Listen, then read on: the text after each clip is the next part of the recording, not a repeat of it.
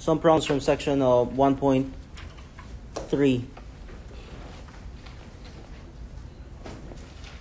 from section 1.3. So say number one, and these are problems that you probably encountered in your homework.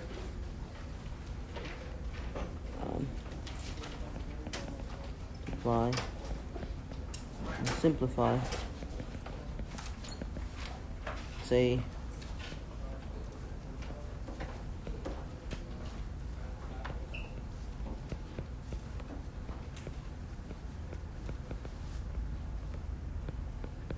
right, that's the first problem. So you just try them out, and then we'll go over that after a few minutes. So factor completely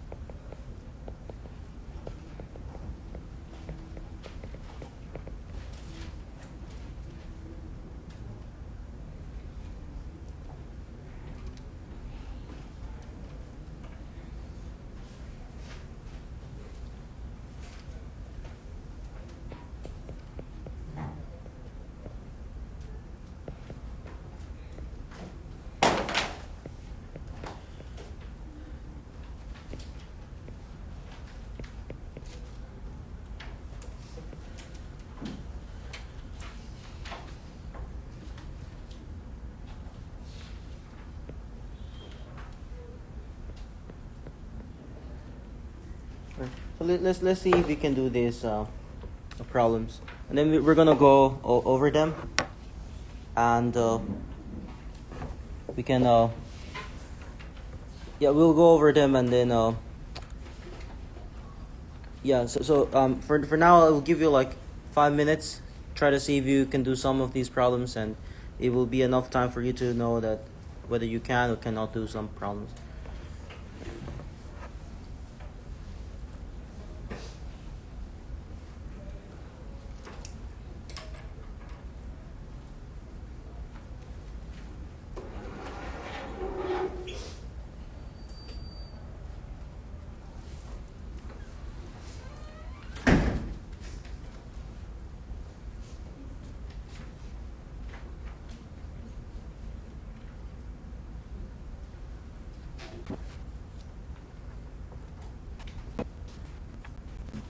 This one is not for you to complete it. It's for you to have an idea what you can and cannot do, and at least sometimes you look at a problem and it's and don't know how to do it. You move on to another problem.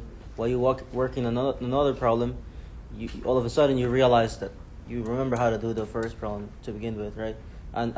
So sometimes looking at a problem, our minds already start working on a solution to it, and although we don't really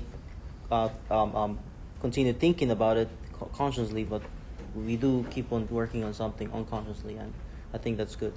So let's see. On the first one, when we expand all of this, right? Hopefully, we are gonna get something like this. That we're gonna get h squared plus 1, right? The square roots will cancel out. And you keep on multiplying this, the middle terms will cancel out. And you end up with minus 1 at the very end. So all of these just simplifies to h squared. Right? If you got that, then it's a good thing, right? Again, all you have to do is distribute things out. You can also think about it like this, that this is nothing more than a minus b times a plus b, and that should not be nothing more than a squared minus b squared. And where a is the first part right here, when you square this out, the square root and the square cancels out, so you get h squared plus 1 for this part here.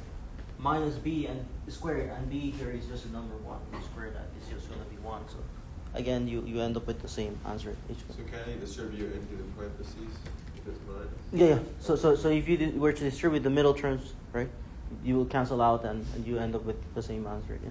So if you did it by distribution, you did it by special products, and whichever way, you should get the same answer.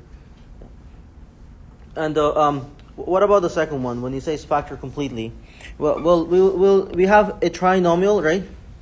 So our best bet will be to attempt to factor this by the AC method, right? And just briefly, right? Ouch. Yeah, let me just move this down a little. So briefly, right, for the AC method, what will be the value for AC in this case? Yeah, AC will just be negative 30. And when you look at all of the pairs, right, 1, 30, 2, 15, 3 and 10, 3 and 10 might work, right? Right, 5 and 6. Out of all of these, maybe the one that will work will be 3 and 10 if the 3 was positive and the 10 was negative. Does it work out? Sure. So we're going to use this to rewrite this expression into, let me write it like this, into 5x squared minus 10x plus 3x minus 6. Notice that the middle number, negative 7x, is now written as negative 10x plus 3x. Does it matter which order that you write them? Negative 10x plus 3x or 3x plus negative 10x? It doesn't matter. Yeah, but whenever I have a negative and a positive, I always like to write the negative first. It's just the thing that makes things a little bit easier for me. So what do we do now? We just start grouping them out, right? The first group is here. The second group is here. In the first group, we can factor it out 5x. And if we do that, we're going to be left with x minus 2. In the second group, we can factor out the positive 3, and we'll be left with x minus 2. And thus the answer for this one will be x minus 2 times 5x plus 3. Yeah, and again, as long as you have the right factors, it doesn't matter the order that you write them out. Like you could write out a 5x plus 3 times x minus 2 in the other order, but this is fine, right? And just briefly, right? Then the next one, number 3, this is only 2 terms, right? So maybe this is the difference of 2 squares, right? The thing that you have to consider here will be to consider the factoring out the GCF first. So if we have to realize that there is a common factor of 9 that we can factor first. So it'll be 9 times x squared minus 4. Yeah, and 4 is nothing more than 2, right? T squared, like that's exactly the same thing as 4t's. I write it like this so that it is a difference of 2 squares, and we can use the formula. So this will be 9 times, right? And this will be x minus 2t and x plus 2t, or you can write it backwards if you want to, but it doesn't really matter the way that you write it out. So you can write 9 times x plus 2t times x minus 2t, and it will be right. Yeah. And then the next one, let's see. Let me see if I can. Yeah, let me do this. So for number 4, what is this guy going to be? The difference of Cubed. two cubes. Yeah. So in the back of your mind, maybe you'll have this one, that a cube. Just I have a question. Uh-huh. Sorry for the interruption. Uh-huh. The way I did number 3 was, so I basically used the formula a square minus b square. So I broke them down. So what I got was 3x plus 6t Mm-hmm. times, I mean it's in the bracket, Mhm. times 3x minus 6t. Mm-hmm. So you get something like that, right? Oh yeah, Yeah, that's so, exactly what I got. yeah, so these will be considered incorrect because again we will factor out the GCF. The rules will say first factor out the GCF and then deal with the rest. So if you see that this can be written as 3x squared and this one as 6t squared, you can do that. You can factor it this way, but this is incorrect because you can still factor out a 3 from this and you can still factor out a 3 from there. Those factoring out 9 at the very end. But so this will be the right answer. That will be incorrect. Very good one too, but that's exactly how I did it in high school. Like It will be incorrect. the teacher mark he. Let's see Wolfram Alpha. Right? It will be incorrect. Like if you go to Wolfram Alpha and say factor this, there will be only one answer that will be correct. So Wolfram Alpha, by the way, is the software is called Mathematica. So if you want to download it, I think I downloaded that 5 years ago, and it was like $80 something, and so it's a software that you can do computations, right? So say you want to tell this to factor out the expression 9x squared, right? 9x squared minus let's see, minus 36 t squared, and so yeah, so let's see. And so when we do this, you see, it will factor it out, the 9th out from there like this. The results are either this or that, the plus or minus. So this is the one we technically selected. But none of the choices will be allowing us to factor it out the way that you want. The results are either that or that. Yeah. And you get to a point where we call that irreducible factorization. You cannot factor it anymore. The way that you left it is still factorable. Each of the pieces is still factorable. So when we say factor it completely, or just factor it in general, you want to be able to factor it so that every single one of the factors is not factorable anymore. Leaving it the way that we have it here on the right side will allow these to be factorable and still these to be factorable. So leave still. And this should be the best number. Yeah. So if you write this out in the future, it will be marked incorrectly, and it will be it will just be considered that it's not completely factored because this is not completely factored and this is not completely factored. It's not. So why did you put 2t squared?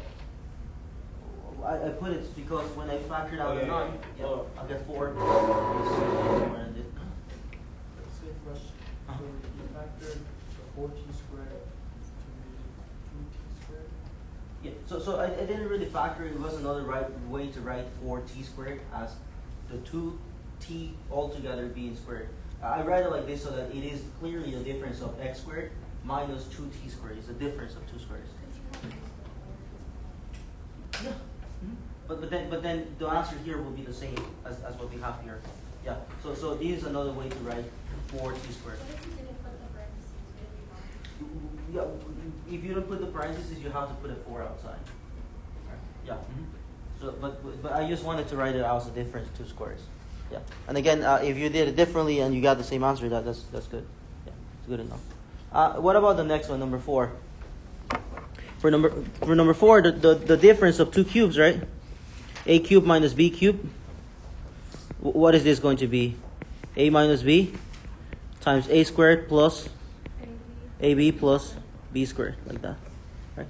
And say we want to do it this way. So I'm going to write this out so that it is a difference of 2 cubes. So it'll be 3x to the 3rd power minus 1 to the 3rd power. I write it like this so it is clearly a difference of 2 cubes. And what is this going to become? Is 3x minus 1, right? Times, and this is going to be 9x squared plus 3x plus 1 when you plug this into the formula, right? What is a here? A is nothing more than 3x. What is b here? B is nothing more than 1. Is a cubed minus b cubed, right? So this is a cubed minus b cubed. So a takes the value of 3x and b takes the value of 1. Yeah. What about the last one here?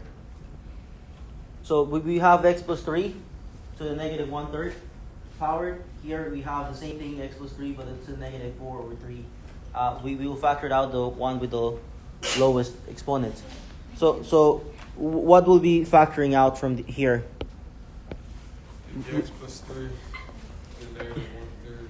Yeah, x plus 3 to the negative 4 over 3. 4/3, Yeah, because it has the lowest exponent, yeah, value-wise, right? So if we do that, what are we going to have here? Again, to figure it out, what goes here is we can do a little division of this divided by that. We can just put x plus 3. Yeah. So again, to figure it out, what goes here, we can do x plus 3 to the negative 1 over 3 divided by x plus 3 to the 4 over 3, and that will be computing its sides on the side. And what is this going to simplify to? Well, you can do negative 4 over 3, yeah. So it will be x plus 3 to the positive 4 over 3, and divided by x plus 3 to the positive 1 over 3. And so you subtract the exponents, this will give you x plus 3 to the 3 over 3, right? Which is just 1, which is exactly what Kazi suggested. So this will be x plus 3 to the 1 power. Minus, what will be there? x squared. Minus x squared.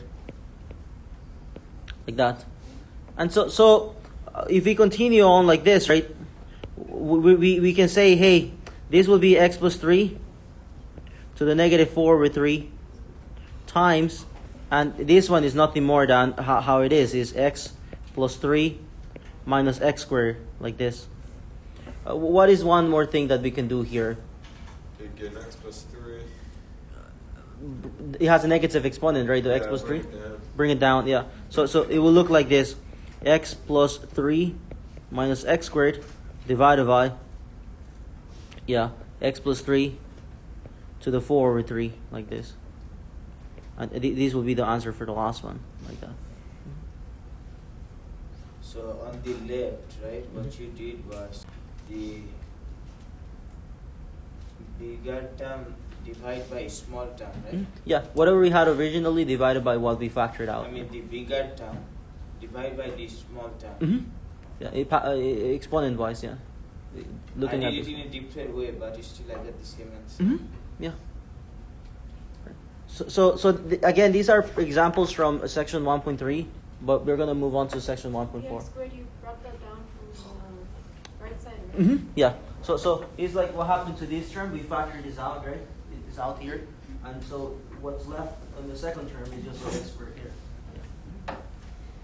Right. So what are we going to talk about in section 1.4? In section 1.4, we're going to talk about rational expressions. Right. Let me just write it out over here. Section 1.4. This will be about rational expressions.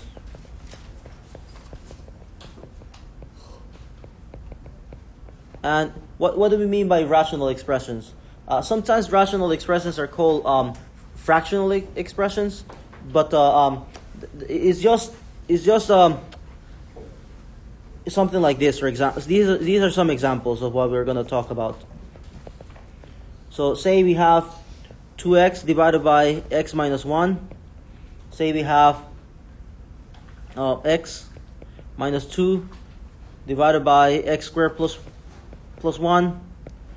Say we have x cubed minus x divided by x squared minus 5x plus 6. Yeah, say we can even have something like this. X divided by the square root of x squared plus 1. Say we can even have something like that. This is a rational expression. Anything that is a division of two expressions, right? This is an expression. That's fine. This is another, yeah. And we can even have something like this: the square root of x divided by x squared minus 1, like this. So the first thing that we want to say is that rational expressions are going to be the division of two expressions, right? So they're in the form of this. The form of them is some I'm going to call it some expression of x divided by some expression of x, like this. These are just expressions, right? And the problem with these things will be that, hey, there will be issues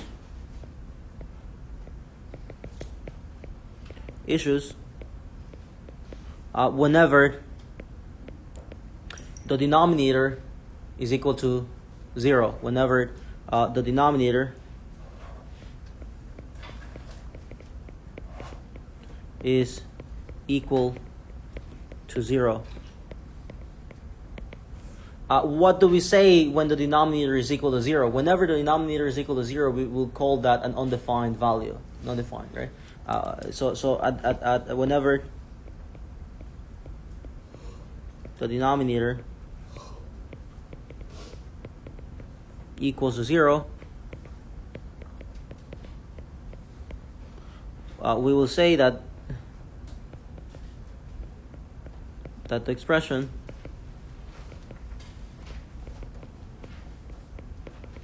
is undefined. When I say expression, I mean the actual rational expression is undefined.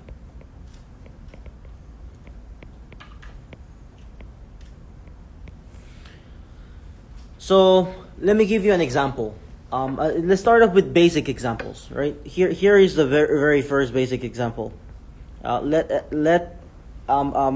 example, 1 over x. What will be the value where this rational expression will be undefined? When x is 0. Mm-hmm. Yeah. So this expression, right? This rational expression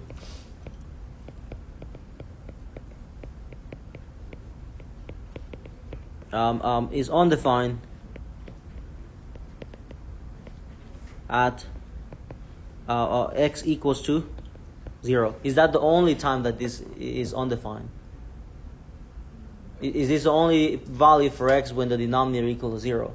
Yeah. Yep, that's it. Pretty much. Yeah, pretty much. Yeah. Let me give you another example, right? And this one will lead us to a little more in the future. But for now, what if you had this 1 over x squared minus x? What about this one right here? When will this be undefined? Whenever the denominator 1 or 0. 1 or 0. Why? Because we learned that hey, you can factor the denominator out, right? This is coming from the previous section. This can be factored into x times x minus 1. So when will the first factor be equal to 0? The first factor will be equal to 0 whenever x is 0. When will the second factor be equal to 0? X is 1. When x is 1. So if x is 0, then this expression will be 0. And if x is 1, this expression will also be 0. And these are the only times that this expression is 0. Whenever the first factor is 0 or the second factor is 0. And so we say that this rational expression, this rational expression, right? Rational expression is undefined at x equal to 0 and x equals to 1. When is it okay? When is the rational expression defined? Everything else except for those values. And how do we call that? The term that we use will be the domain of the rational expression. So the domain, right? Let me just write it out. Definition. The domain of a rational expression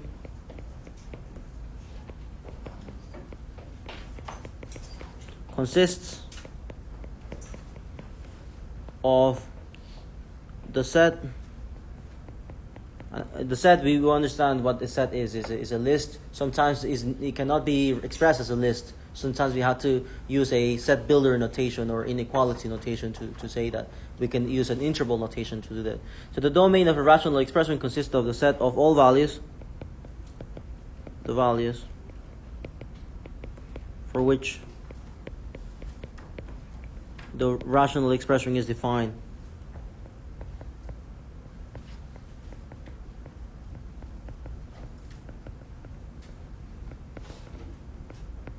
And then we write the same examples, but now instead of focusing on when it is undefined, we will focus on when it is defined, right? Writing the domains of each. So here's an example, right? So 1 over x, the same example here. What will be the domain for this one? The domain for this, for this rational expression, is rational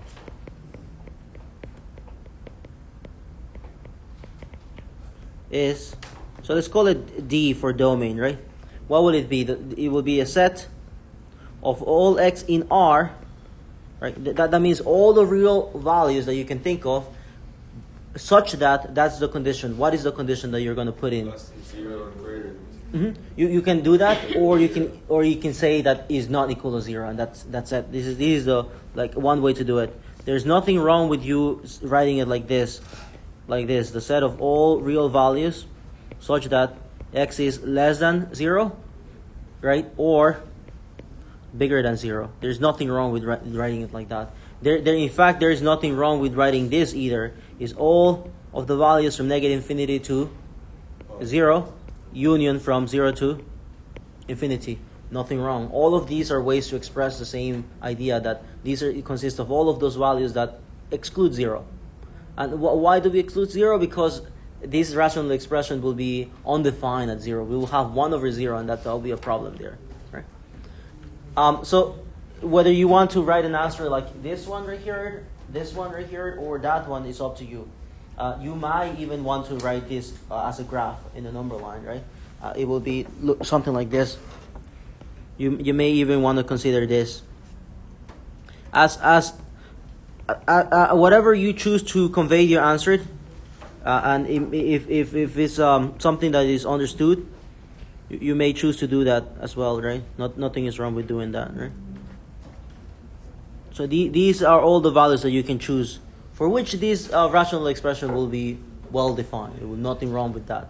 Say you choose 100, then what is the value of the rational expression? 1 over 100, and that is a value that you can, yeah, right. Infinity and negative infinity can never be values that we include, right? And again, we emphasized that last time, that you cannot plug in infinity. What is that E right there? X, E, This one? Or this one? Yeah. So last time, I think on Monday, I said this is a belong symbol too. So x belongs in the set of real numbers. What is called belong? Yeah, belongs to. So if you go to online and says something like this, right? Let's say in symbol, x in R symbol, x. And usually every time we use a math symbol, we use the down slash for that. X in symbol like this. But it's fine though. The images for this one will be that x in, let me write it like this, x in R. X in R. R as in the real numbers. Symbol. Like this. It doesn't have to be in R. It could be in Z. Like this, right here. This little symbol right here, just the E, is belonging to R. It just says that it is a value that is in R. This is another symbol. This is for all x in R. That R is real number. Real numbers. Yeah. So in mathematics, what we do is, it will take forever for you to write something with words, so we use symbols, and we learn tons of symbols in it. And the bad part about that is, depending on what class you're taking, say complex analysis, say you're taking topology, say group theory, say you're taking abstract algebra, whichever class you fall into, they use their own symbols, and it makes it really tough. And real number doesn't include 0. Yeah, it does. It's the entire real number line. Yeah. Yeah. So yeah. So let's go back to this one now. What about the second example, right? Yeah. The second example here. Yeah. So let me write it like this. Fine. That would include negatives too. Yeah, negatives as well. Everything, as you can imagine. Infinity and negative. Everything in between, yeah. And the only thing that it will not include is anything that has an I in it, right? A complex, side. We don't study that. It's a bad thing in this college that we don't study those until you go into either engineering or you go into mathematics, and you will see the applications of that right away. And it's interesting how that works. But the reason why we don't study that is because this creates a separate axis, right? We call that the imaginary axis. And what we do is, we don't want to visualize this in the real and imaginary axis. We want to imagine it in 3D. whenever you are playing with this, and so it will be weird for us to go into complex numbers without allowing you to see the three-dimensional shape of it. So we first go through multivariable calculus, so you can get an idea of how does it work. Then when you go into your own field, especially mathematics, then you can see these functions in 3D, but using the complex side of things. So would you expect us to write the domain with the symbols, or is it okay with the union? Any of them. Any of them. And I will, when I say I will write like this, find the domain, right? The domain of the rational expression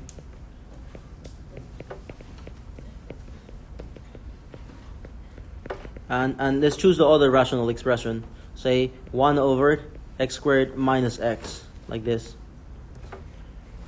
So what did we say was wrong with this one? You had a problem at 0 and at 1, so we have to skip them out. So let me know if this makes sense, right? The domain for this one will be all values x in R, such that x is not equal to 0 and x is not equal to is not equal to 1, like this. You can also write it like this. The domain for this one consists of all the values from negative infinity to 0, from 0 to 1, from 1 to infinity. And you can even graph it and be very kind and do something like this. So all the real values, here is 0, here is 1, and you'll skip them like this. So here, like that. Like this. What do you think happens at these values at 0 and 1? What happens to these functions? Well, in calculus, what you say is the closer you get to these values, whether you're coming from the right or from the left, this thing, the rational expression blows up. It just goes to infinity or negative infinity. So it creates a vertical asymptote. So like for example, here is the x-axis and the y-axis. We don't see it, but if you were to see it, the graph probably goes up like this, or it goes down like this. Right? But just imagine that there is something, we call that a singularity in mathematics, right? And so this rational expression has a singularity at 0 and at 1, and we have to figure it out where does it go to, right? Whether you come from the right or from the left. But for here, we just want to get familiar with these terms and get a sense of what do we mean by undefined. Just that it's just that 1 over 0 would be a problem. If dividing by 0 is an issue. Later on, it's fixed again. Yeah, it's fixed, but not here. Someone had a question? Huh? For exams and quizzes, right? Do we have to put like d equals that, or can we just put x doesn't equal 0 and x doesn't equal 1? Yeah, you can do it like that. Yeah. So it's nice when you are very specific. Is that you're saying all the values x that are coming from the real numbers, right? In math, it's very specific where these are coming from, right? Yeah. So it's just, sometimes in this class we will use this interval notation rather than that set filter notation, just because it's easier to understand it. Yeah. Okay. So here's another one, and let's see what you think about this one. Example. Find the domain of, and let's do number 1 here. Say is 1 over the square root of x. And number 2, let's put 1 over the square root of x, like this, minus 1. Then number 3, say we put 1 over x squared plus 1, like this. So let's think about the domain for the first one, right? 1 over the square root of x. One of the issues would be, since you have a denominator, the denominator cannot be 0. When will the denominator be 0? When it's 0. When x is 0. Then there will be an issue at 0. But there are more issues than that. Imaginary number, any negatives. So everything above 0. So no negative values as well, because plug in a negative value here, the square root, right? The square root will be undefined. Imaginary. Yeah, and imagine. Yeah, so at negative values for x. Yeah, so for this one, we say that the domain for this, right? Domain. It's all natural numbers. Yeah. So the domain for this one would be all values from 0 all the way to infinity. So what do we mean by this? Like 0.01 will be an example. Right? 0.00001, that will be good. Right? You can also write it like this if you want to. Is the set of all values x in R such that x is bigger than 0. But they're coming from the real number line, right? The set of real numbers. But the only issue that we had is not just 0, it's the negatives as well. We cannot plug in negative value. And what about the second one right here? Being greater than 1. Well, No, it's just X cannot be 1. square root of 1. yeah, so x cannot be 1 because the square root of 1 will be 1 and 1 minus 1 will be 0. What about the negative values? And negative. No, because So you yeah, say it still would be imaginary. Yeah. So it's all negative values. so if you chose a negative value for x, this will be a problem. You cannot you cannot compute the square root of a negative value for x, right? So what should we say? Should we include 0? Yeah, Yeah, 0 is fine. We include 0. Just 1. The square root of 0 will be Negative 1. 0. Yeah, and there will be 1 divided by 0 minus 1, so it's just going to be negative 1. So it is fine at 0. Can you plug in negative values in that to x? No. So we start at 0, including 0. We go to 1, but we have to skip 1 because if you plug in 1, 1 minus 1 will be 0 on the bottom, right? So the domain for this one, right, as a interval notation, it will be everything from 0 to 1, union from 1 to infinity, like that.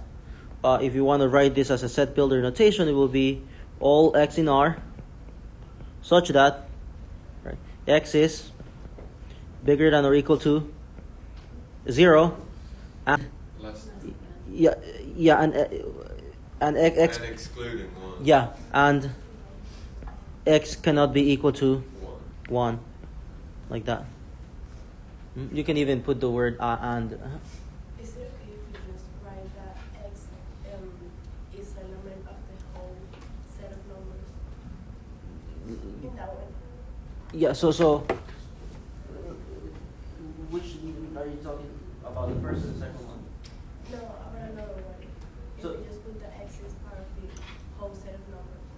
You want to mention real numbers, right? So remember we started off with counting numbers, natural numbers, and we talked about whole numbers, and the whole numbers. Yeah. The whole numbers will not be here. These will include values that are not whole numbers. Okay. Whole numbers are specifically 0, 1, 2, 3, but they won't include anything in got it. between. This one includes everything in between, rationals, irrationals as well. If you put 0 square out, how does that work? Yeah, so plug in 0 into it. What will be the square root of 0? 0. 0. So the square root of 0 will be 0. 0 minus 1 is negative 1. And you have 1 divided by negative 1. So the value there will be negative 1. So it's okay at 0.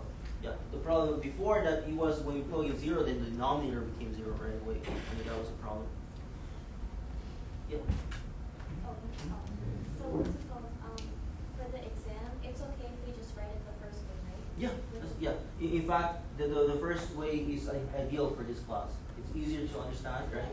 This one is something that we choose to consistently use later on because we can add a bunch of other things. For example, when we start leaving the one number line and we start focusing from the top view, we see a plane. And instead of saying x, we're going to consider x comma y points in R2. And then we can leave the R2 and focus on R3. And then we can set of points of x comma y comma z in R3. And it becomes easier to express things in this way. So you put the open parentheses on 1 because it's not included. Yeah, so the problem at 1 would be that if x is 1, then the square root of 1 it will be 1, 1 minus 1 is 0, and this will be 1 over 0, which is undefined. More the thing you're about saying when we leave that and do the x and y's, are we going to learn that in this class? No, I'm just letting you know that in this class, this would be ideal because we won't have to deal with more abstract things. But once you start thinking about higher dimensions, then these will be ideal because it will be easier to express these things. But in our case, this is ideal because you're only looking at one real number line, and it's just easier to write it using interval notation. Yeah. Question? Why did you put parentheses on the infinity? Why not bracket? Yeah, infinity is a value that we can never include because you can never get there. Like for example, can we include 10? Sure, you eventually become 10 and you pass 10. But infinity is a concept. Yeah, so we don't call infinity a real number. We call infinity an extension of the real number line. Yes. So it would be incorrect to put a bracket. Yeah, it will be incorrect. I think in the homework, the booklet had a bracket in it, and that's a typo. Yeah. So that's a typo. Yeah. So what about the last one here? All real numbers. All real numbers. There won't be any issue with this. Are you familiar just with the expression, right on the bottom? Just with the expression, x squared plus 1. What happens if you plug in a negative value for x? When you square it, it becomes positive, and then you add 1 to it, so it becomes bigger than or equal to 1. The lowest value that the bottom expression can be will be 1. When does it happen? When x is equal to 0. And so the bottom expression cannot even be values less than 1. And how can the bottom expression be 0? It can't. So no matter what value you think for x, you plug this into here, square it, add 1 to it, and it will be bigger than 1. So. Can you plug in a number for x? You're going to multiply this. Yeah. So the x is if you plug in -2, you have to put parentheses on it because the -2 is the entire value for x, right? The negative included there. So we say that for this one, the domain will be everything from negative infinity to infinity, and you can also write it like this: all x in R, such that, right?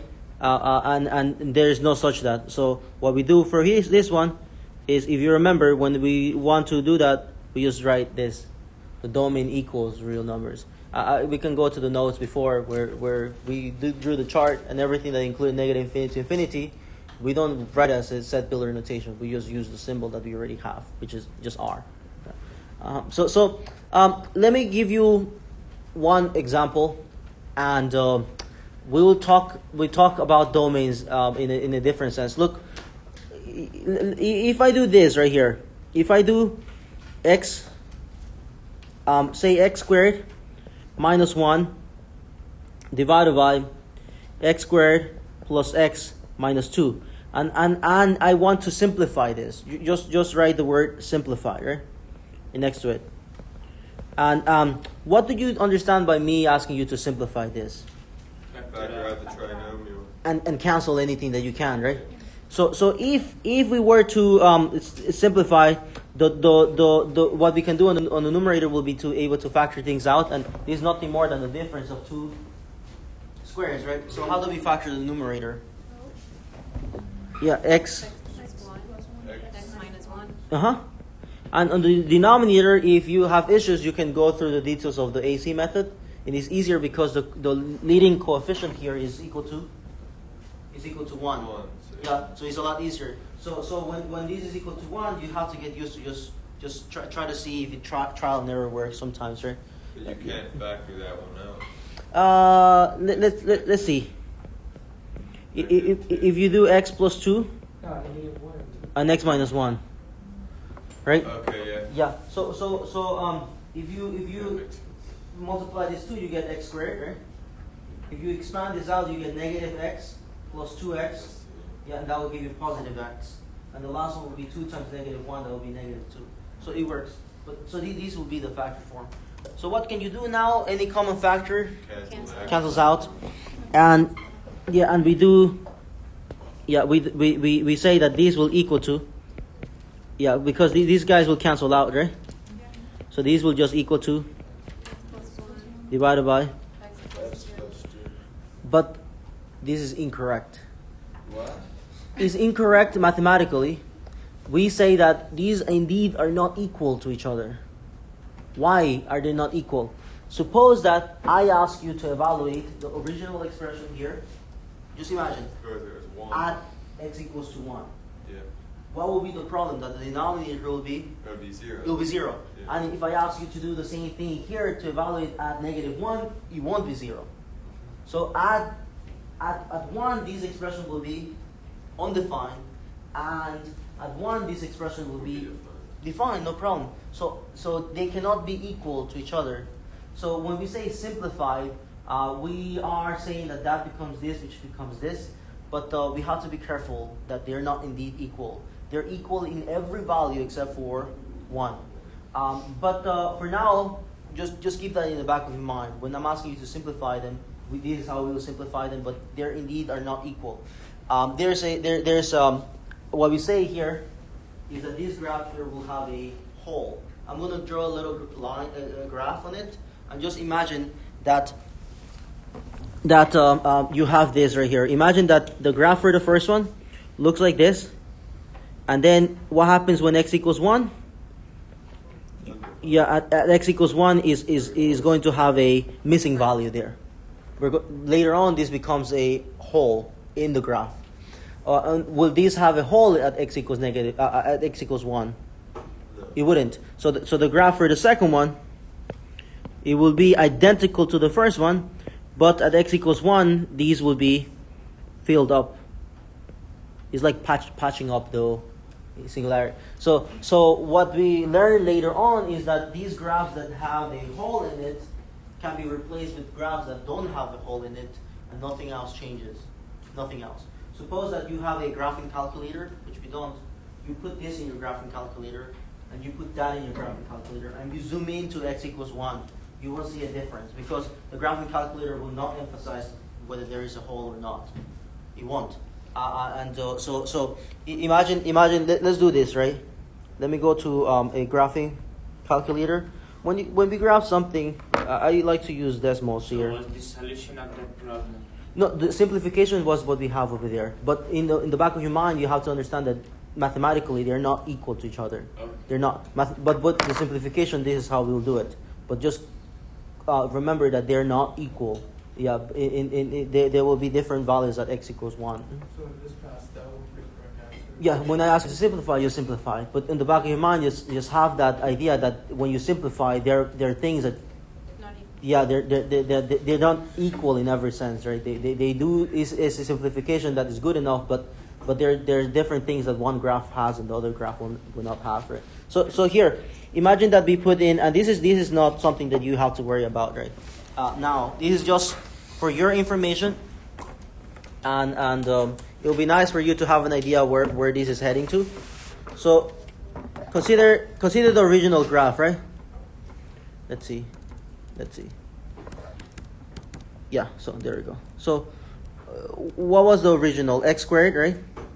Minus 1 divided by x squared plus x minus 2. That was the original one, right? The second expression was the simplified version of this, which was x plus 1, right? Divided by x plus 2. And look at these right here. X plus 2, sorry. X plus 2. And I put two things in there, and the graph for this one just shows me one thing. And look at what happens at x equals 1, right?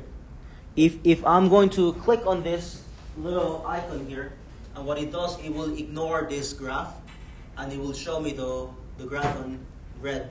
And what you notice is that if I do that, then that becomes a red graph.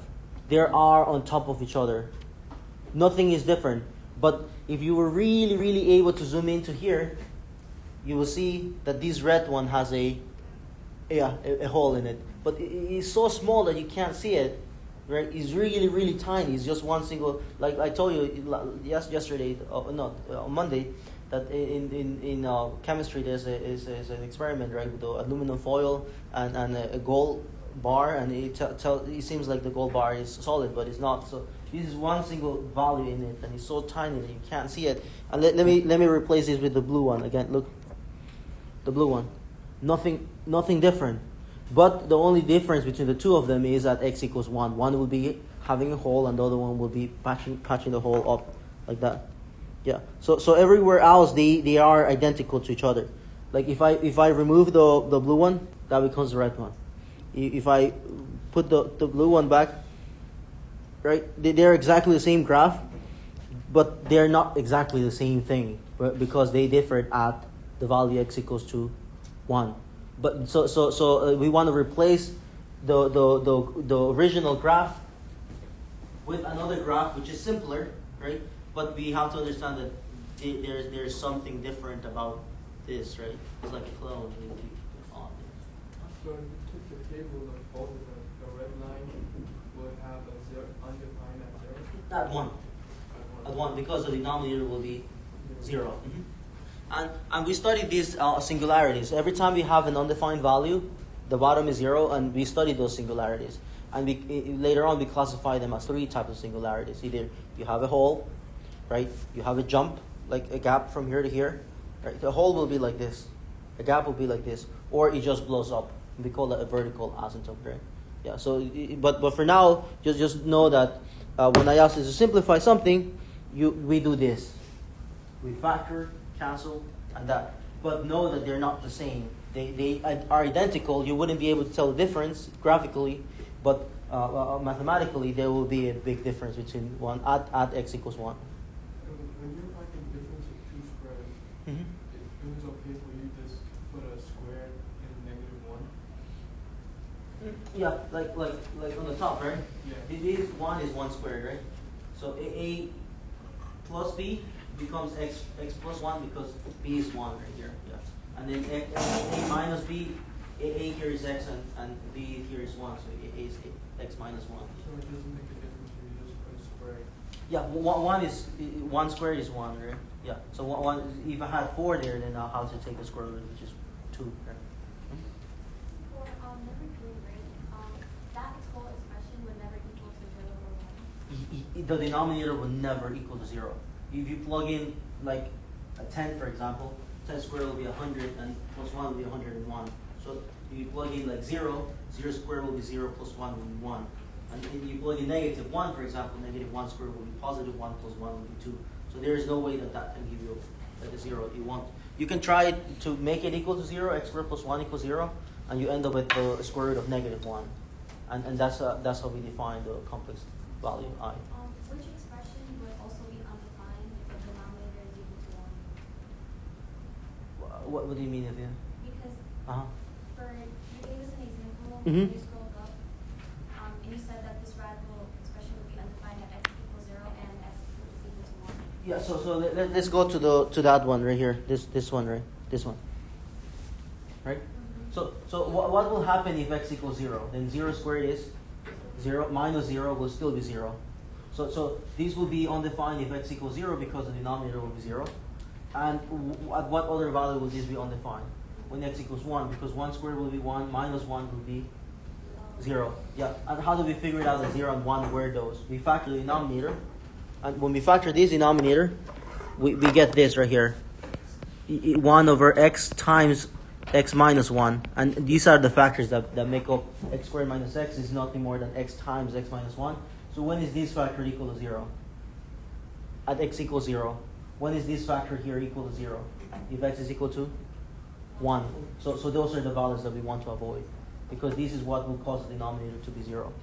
But again, we will try to focus a little bit more on it as we go on. And so for now, let me ask this question, right? Simplify the rational expression. Okay, simplify. So let me put this as an example. Simplify the rational expression.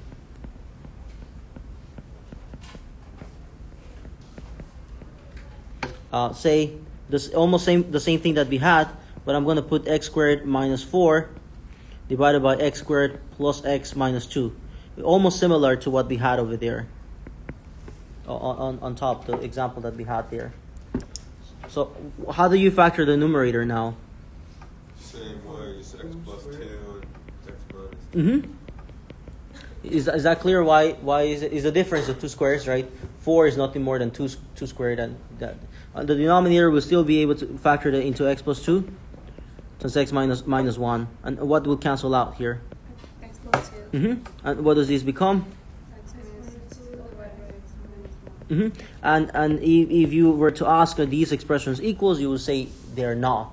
No. They're differed at x equals negative 2. Negative 2. Yeah, because what you cancel over here is the potential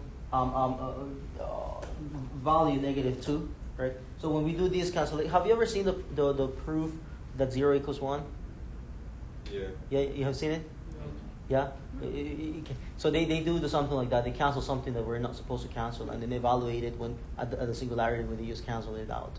And so you can get weird equality equations from there, and that's bad. Yeah. So maybe we can do something like that next time. But it's just stupid. Yeah. So let's do another example, right? Let's see how it goes, right? So simplify. Another example. Simplify the rational expression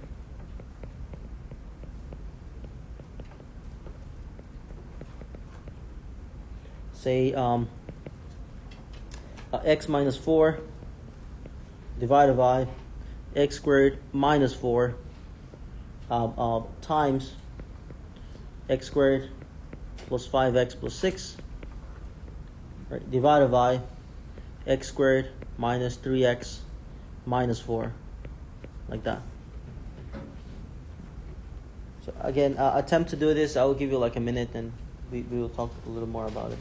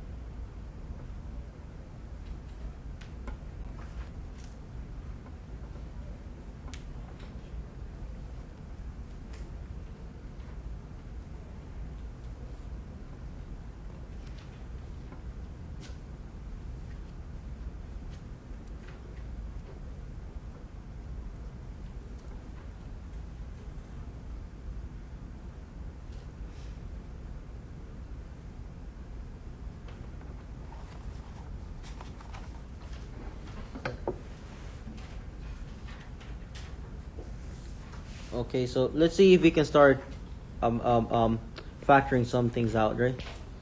So these x minus 4, there's nothing we can do, right? Into that, it's a linear term. The degree for this one is 1, and 1 degree polynomials, you can't factor them out anymore. What about x squared minus 4 on the bottom? Perfect square. Mm-hmm. So x plus 2 and x minus 2, right? Yep. And in the top on the right side here, x squared plus 5x plus 6. X plus 2 and Mm-hmm. X plus 2. X plus 2 and x plus 3, that will work. And the bottom one there, X plus 1, X minus 4. there you go. X plus 1 and then x minus 4. Mm-hmm. Anything cancels out? Cancel the negative 4s, the negative Yeah. positive 2. So x minus 4 cancels out, right? Also x plus 2 cancels out, right? Mm-hmm. Yeah. And that's it, right? And what do we have here? Yeah, so on the bottom we have x minus 2 times x plus 1, and then x plus 3 on the top. We don't distribute the denominator. Anything when they ask us to simplify things, we want to leave them factored, right, in the factor form like this, and it's perfectly fine to do that. What we want to do later on is rational expressions. We want to be able to see the behavior of the graphs, like the graph that I show you. We should be able to have a picture of that later on, not now. Later on, we should have a idea of, does it have vertical asymptotes? Does it have a hole? Does it have horizontal asymptotes? What are the x-intercepts, the y-intercepts? When is it decreasing? When is it increasing? And so on, right? But for now, it's just getting familiar with how we build up to that. So here's another example. But this other example will have a slightly different idea. So I want to combine the following, right, into a single fraction and a single simplified fraction.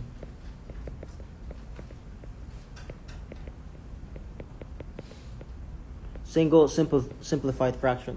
For example, say I have 1 over x plus 5 plus 2 over x minus 3. I want to combine these two into a single simplified fraction. You might this is supposed to be a little bit nice. Combine into a single simplified fraction.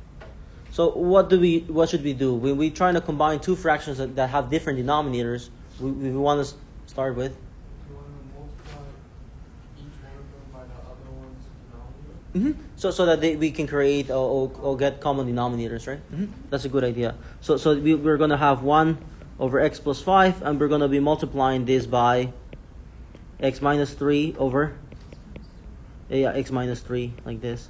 And the second fraction there, so we have 2 over x minus 3. We will be multiplying this by x plus 5 over x plus 5. It is common that we put parentheses on a lot of these things so that it is easy to see what we're gonna do.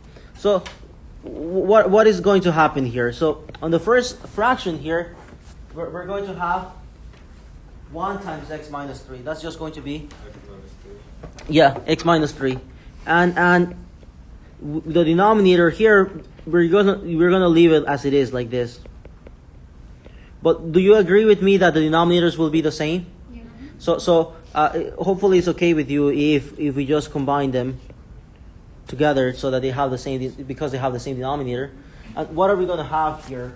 2x plus 10. Yeah, so we're going to add them up, right? Plus So 3x. plus 2x, yeah. So this will be plus 2x plus 10 because this 2 was distributed, right, around. Had it been a minus here, you will be distributing out a negative 2, right? And see what we get there. So what do we get at the end on the numerator? 3x plus 10. I mean 7. 3x plus 7, there we go. And on the bottom we have x plus 5 times x minus 3. And again, you don't want to distribute the denominator. You keep it as it is, right? Keep that as it is.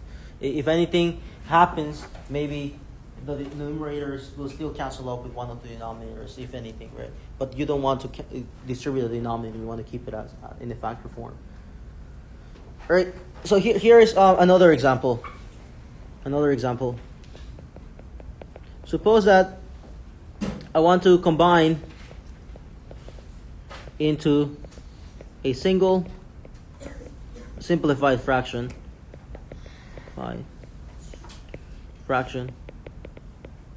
And say in this case I give you this x over x plus 1 squared plus say 2 over x plus 1, like this. They don't have the same denominator. So how do you get the common denominator? 2 by x plus 1. So do you need to multiply the first one by x plus 1? No. No, you just need to multiply the second one by x plus 1 over x plus 1, and that will create x plus 1 squared just as the denominator of the other one. So sometimes it's nice when things like this happen. So we are going to have x over x plus 1 squared plus, let's put this, 2 over x plus 1, like that. And this will be multiplied times x plus 1 over x plus 1. And those on the denominator, you will create an x plus 1 squared, which is the same denominator as the first one to begin with. So these will be x over x plus 1 squared, but they both have the same denominator. And what do we have in the numerator here? We're going to distribute out the 2. 3x plus 2. So 2x plus 2. And what do we have in the numerator now? X plus 1. 3x plus 2, right? Divided by X plus 1 to the square. You might say, what is the point of doing this, right? Well, the Bernoulli brothers, Jacob Bernoulli and Johann Bernoulli, were given a task which was very difficult. They were asked to add up all, like just as an example, right? The triangular numbers. Triangular numbers are like 1, 3, let's see, 6, 10th, I believe 15th, 21, and then their task was to add the reciprocal of these triangular numbers. Not one plus, the next one will be 1/3 plus, right, 1/6 plus 1/10 plus 1/15 plus 1/21, and if it was possible to add them up, they knew that the answer had to be what we call a convergent value. Convergent value meaning that eventually the numbers become so small that they don't get bigger than a certain number, so the sum doesn't go to infinity. The sum will become finite. In mathematics, we call that a series, and they broke it out into. They started the opposite. They started with a fraction like this, and they broke that fraction into the difference of two little fractions.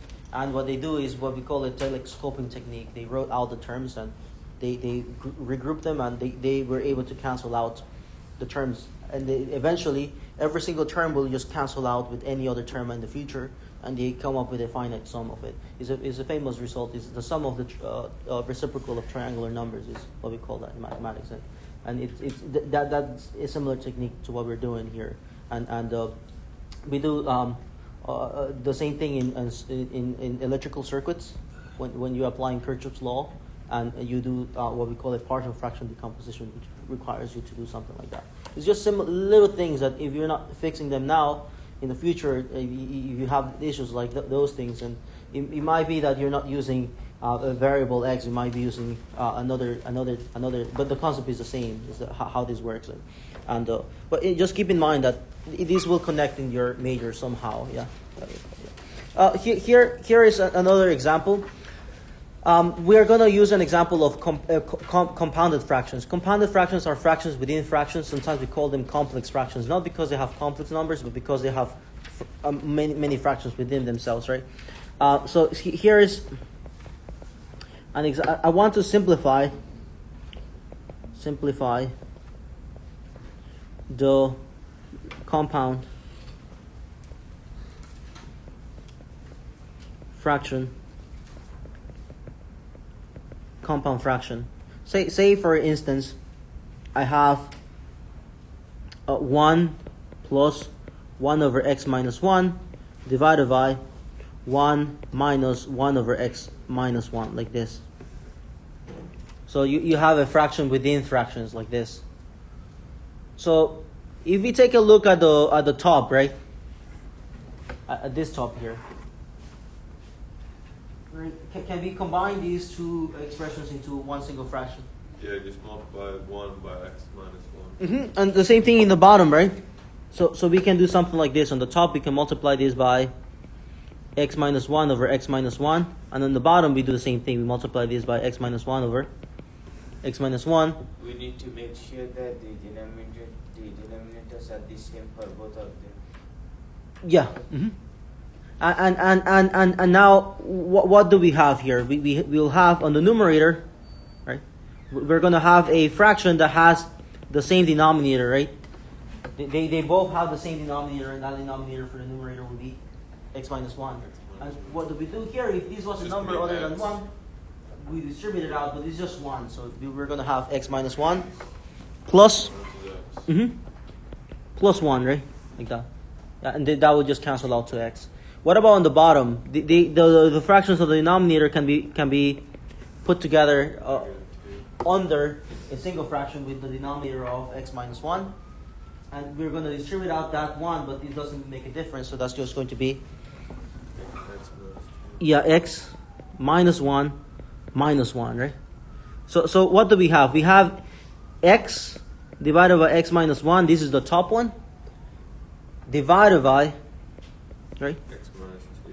X minus 2 divide over x minus 1. So this is the top, right, fraction, which is simplified to x divided by x minus 1, and that's what this guy is. Dividing it by this second expression here, which simplifies to that. What does the division become? Invert and multiply. Invert and multiply. So it connects with what we were doing the other day. So this is x divided by x minus 1 times x minus 1 over x minus 2. The x minus 1s will just cancel out, and all of these simplifies to X over X minus 2. There you go, like that. There are some examples of nested fractions. Nested fractions, if you want to take a look at that. Nested fractions. We don't talk about them here, but basically, nested fractions are fractions that are compound fractions like this one. But what they do is each of these fractions on the bottom will be a compound fraction, and it will never end. This continues on forever, and these will allow us to write irrational numbers like pi, not as a fraction, but as a nested fraction, like a fraction within fractions within fractions within fractions within fractions, and it never ends. It continues on like that forever. So it's different ways of writing irrational numbers. Irrational numbers cannot be written as fractions, but it happens so that we can write them as nested fractions, and it is a really nice way to do those things. Let's see if we can do the next thing here. What do you think you have to do if I was to ask you to simplify something like this? Here. Simplify. Yeah, 2 more examples and then we take a break. Okay? So what do you do if you had something like this? Simplify 2x times x plus 6, say to the 4th power, minus x squared, right, times x plus 6, say to the 3rd power, divided by, say, x plus 6 to the 8th power. Say we have something like this. So on the numerator, we can factor things out, right? X plus 6 is there. Let's just focus on the numerator. So we have x plus 6 to the 8th power on the denominator. But on the numerator, take a look at these guys here. 2x and x squared. What can be factored out of these two? An x.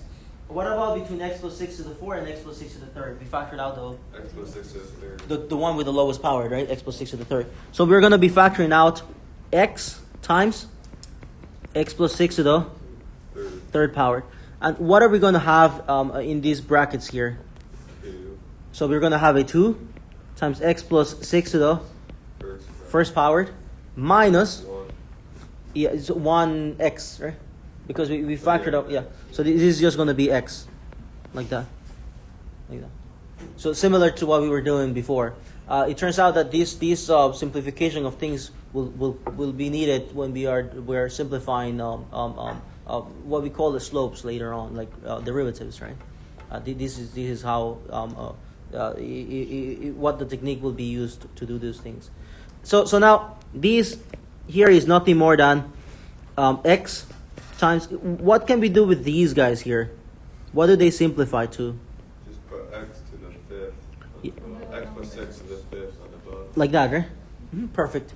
And what about in those brackets? What did they become? 2x plus 12. 12 Mhm. minus x. So that's just going to be x. X plus 12. Yeah, x plus 12. Because that's what these simplifies to, right? 2x plus 12 minus x. That's just going to be x plus 12. And so all of these just simplifies to this here. That guy. And one last example, and then we take a break. Question? What happened? Like how did I get this, or from here to? Yeah. So distribute out the 2, and because it has a power of 1, it doesn't protect it enough, right? So the 2 times x will give you 2x. 2 times 6 will give you 12, and then minus x, and the 2x minus x will just give you x, and so that's how we get the x plus 12 there. Here is another example, and then we'll take a break. And after the break, I will show you something. So I want to rationalize the denominator of this expression. And we talked about what do we mean by rationalizing the denominator. Say I have 2 minus the square root of 5 here. When we say rationalize the denominator, we want to get rid of the radicals or the square roots on the denominator, right? And you probably have seen something like this before, but when we come back after the break, I'll show you something that I hope you haven't seen before, and you will understand why do we do this in the first place, right? Or why does it work? Yeah. So we multiply this by 2 minus 2 minus the square root of 5. Isn't it 2 plus? 5 to 1. Radical 2 plus. We change the sign in the middle, and we will call this the conjugate of this. So Yeah. Now I remember. yeah, so this guy here will be 2 plus the square root of 5 and 2 plus the square root of 5. And let me just write a note here. The conjugate of 2 minus the square root of 5 is 2 plus the square root of 5, right? If you have a minus the square root of b, then the conjugate will be a plus the square root of b is the opposite of it. Just the sign changes in between them. So then I want to put parentheses everywhere here. And what do we get on the numerator? When we distribute out the 3, we'll get 4 minus 5. 6 plus 3 square root of 5 on the top, right?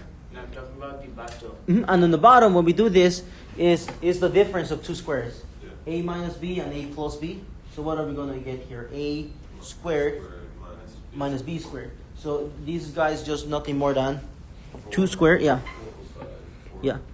2 squared minus the square root of 5 squared, like this. It's going to be 4 minus 5. So these would be 6 plus 3 square root of 5 divided by 4 minus 5, which happens to be negative 1. So it's negative 6 minus 3 square root of 5. Like that.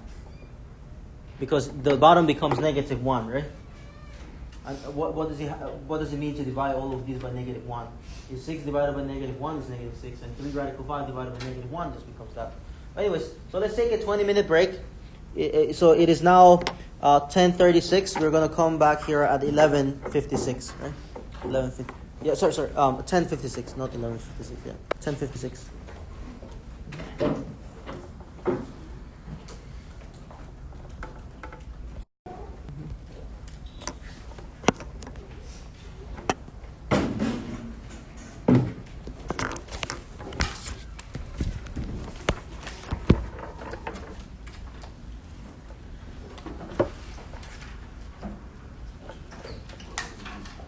Let's continue on where we had, and let me give you this question here before we start. Say I want to rationalize, right? Again, this is a continuation of 1.3, 1.4, and here let's try to consider this example. Rationalize the denominator of this expression. Let's just put, say, 2 divided by the cube root of let's use a easy number like 2, for example, minus 1.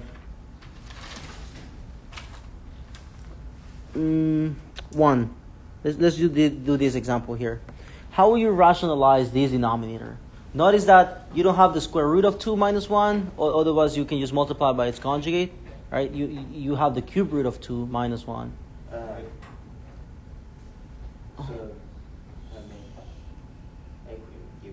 me take a shot, right? So it's going to be this times multiply by cubic root of 2 plus 1. You're going to multiply that with top and bottom. Mm-hmm. But then when we do that, the cube root of 2 times the cube root of 2, they will not cancel out. That will give you the cube root of 9. You multiply, you add the exponents to make it 3 over 2, and then multiply by 2 minus 1, and the 2 is to the 1 over. Uh-huh. I mean, to make it equal to 1, so negative 1 over 2. Yeah, that's a good attempt. Let's see how this is going to work, like this, right? 2 just from 2 to the 2/3 Uh-huh. plus 1 over 2 to the 2/3 plus 1. That's also a good attempt. But when we do that, however, when we do that, I got a brilliant idea, Mr. Uh-huh. What the I think you should cubic root both 2, I mean everything like the 2 and then cubic root of 2 and then 1. Like you put cubic square, you know how to explain it or if you understand The it. entire top and bottom, right? Yeah, everything. Mm-hmm. The problem with doing that, like raising the numerator and denominator to another power, it will be changing the value of the expression itself. It will change the value to something else. So what we can do is take a look at this example here. And let's see if this makes sense, right? This comes from the difference of two cubes. That's where we're going to get the conjugate of this. So if you remember the formula for a cubed minus b cubed, right? What was this equal to? It was a minus b times a squared plus ab plus b squared, right? Like that. So what do we have here? We have, let me write it here. We have the cube root of 2 minus 1, right? That's what we have here. We want to multiply this by something here, and it will make sense. So that what are we going to get on the left side here? If we select a to be the cube root of 2 and b to be 1, what is going to be here? A cubed minus b cubed. This will be the cube root of 2 to the third power, and that's going to give you 2. And this is going to be 1 to the third power, and that's going to give you 1. But what's going to happen with the cube root of 2? It's going to cancel out with the power of 3. So what are you going to end up in the left side with? 2 minus 1. Yeah. So no cube root whatsoever. But what do you need to multiply this by in order to get just 2 minus 1 without any cube root? A squared plus AB plus. Mm-hmm. So what is a in this case? A is the cube root of 2. Square that's going to be the cube root of 4. When you multiply the cube root of 2 times the cube root of 2, you get the cube root of 4. So we're going to have here the cube root of 4. That's a squared plus a times b. So a is the cube root of 2. B is 1. So this is going to be the cube root of 2 times 1 plus b squared. But what is b? 1. So this guy is just going to be 1 squared. That is the conjugate. These right here is what we have. The cube root of 2 minus 1. Here we need to multiply these by the cube root of 4 plus the cube root of 2 plus 1 in order to get 2 minus 1. In no cube roots whatsoever. So we will need to multiply this top and bottom by this expression. The cube root of 4 plus the cube root of 2 plus 1. Top and bottom like this. Right, like this, top and bottom. When you do this, what are you going to get on the bottom, first of all? On the bottom, what are we going to get? 2 minus 1. Yeah, that's when we multiply this times that, that's exactly this, which just gives us 2 minus 1 here on the bottom. So this is just 2 minus 1. What are we going to get on top? 2 times the cube root of 4 plus 2 times the cube root of 2 plus 2, like this. And so Combine those. We know you can. so these will just be 2 cube root of 4 plus 2 cube root of 2 plus 2, because the bottom will just give you 1. And that's it. But that's the conjugate. The conjugate conjugate of the cube roots it has 3 terms in it, and is more complicated than the other square root. But this here will be the conjugate of that.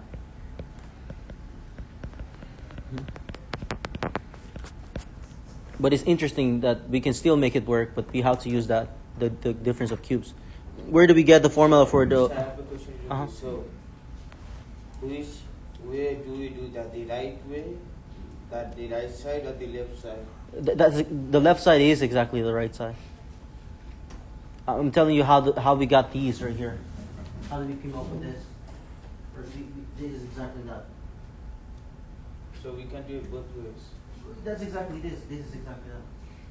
This is just explaining you where we get these from. Yeah, it's just like we can't just multiply by anything because it won't work. When you try it out, what you told me, there will be in the middle term will have a cube root in it, and you have to be very careful how you do that. So, how is that cube if it's to the cube root? Like, how are we able to use that that equation. So imagine that this is A right here. Imagine that this equals A. That's this guy right here. And what is B? 1.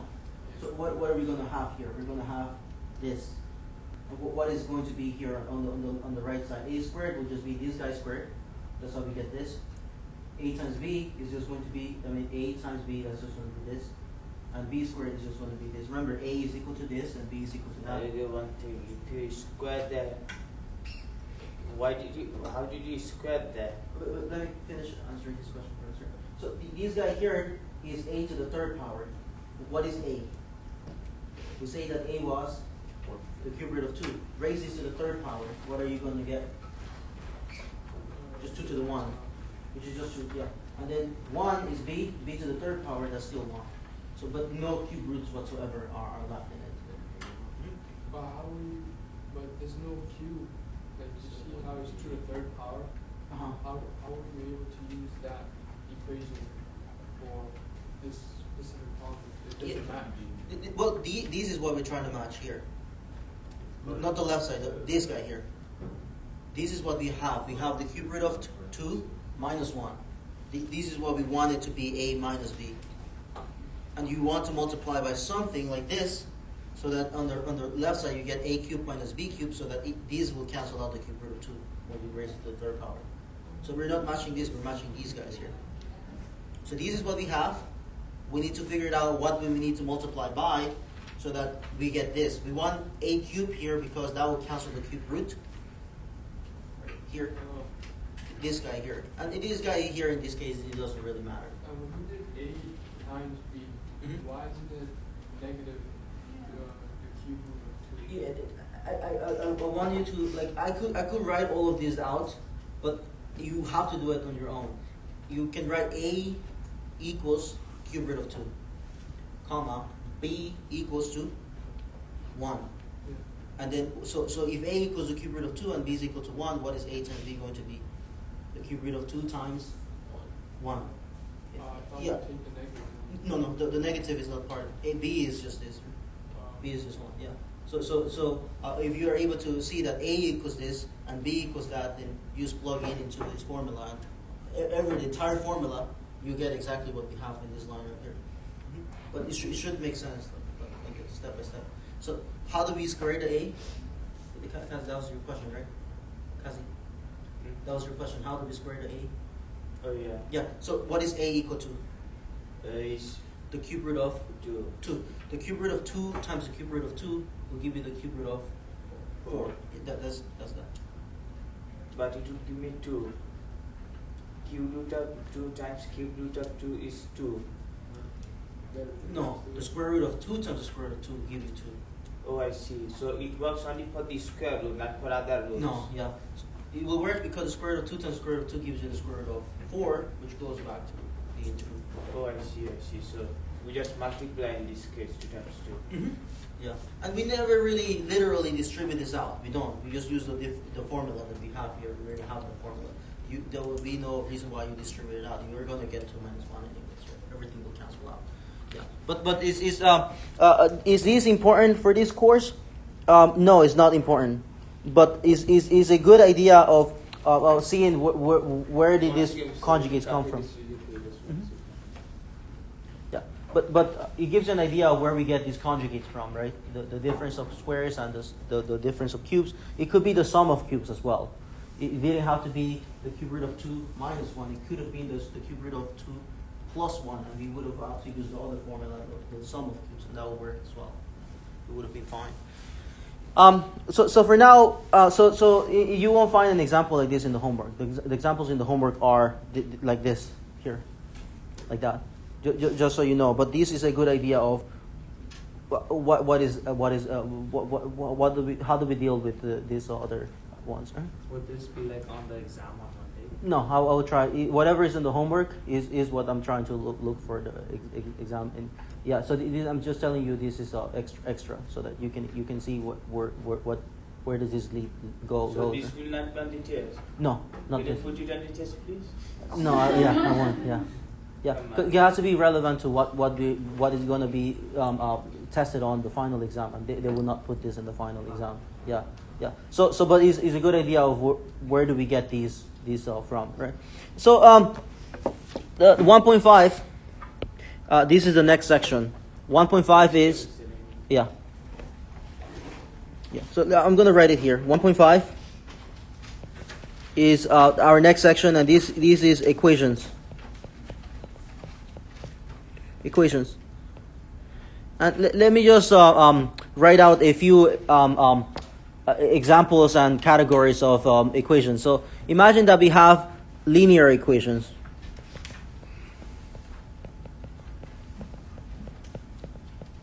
Linear equations. And I will give you some examples on that. What if we have quadratic equations? Here, quadratic equations. Then we have radical equations.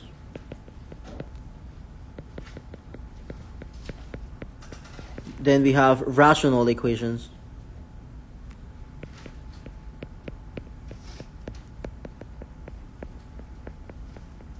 And then we have other equations like the absolute value, equations with absolute value in it. We talked about a little bit about the absolute value, so it should be fine.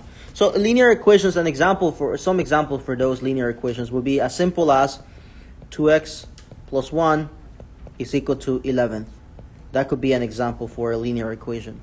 And the other example for a linear equation would be 3x minus 2 minus 2 times 2x plus 1 equals to 5. And we can solve for x there. But again, I'm just giving examples for what linear equations might look like. Quadratic equations, on the other hand, you see the left side here? Even if you expand it, do whatever you want to do with this, the degree of the power of x that you will see, the highest power will just be 1. You won't see any higher power than 1. That's what we call these linear equations. But quadratic equations, here all of a sudden you're going to see that equations can have a degree of 2 or 3 and so on. So say for example, 2 specifically. Say you have x squared plus 2x plus 1 equal to 0. That's a quadratic equation, right? Here's another one. 2. Say I gave you 20x is equal to 5 x squared. That's another quadratic equation, right? Yeah, but just know that we have this. Radical equations, these are equations that are going to have a square root in it, right? Like this is an example. Say I give you the square root of x plus 1 is equal to, let's make this nice, 5. Like this. Here's another example. And we were going to solve this, right? The square root of 3x plus 2, for example. Yeah. 3x plus 2 is equal to 5. That could be another example. And rational equations can be something like this. Rational equations, say number 1, if I give you x divided by x plus 2 is equal to 3, for example. You see, you're all of a sudden you have a rational expression in the equation. Number 2, you can have something like these, for example.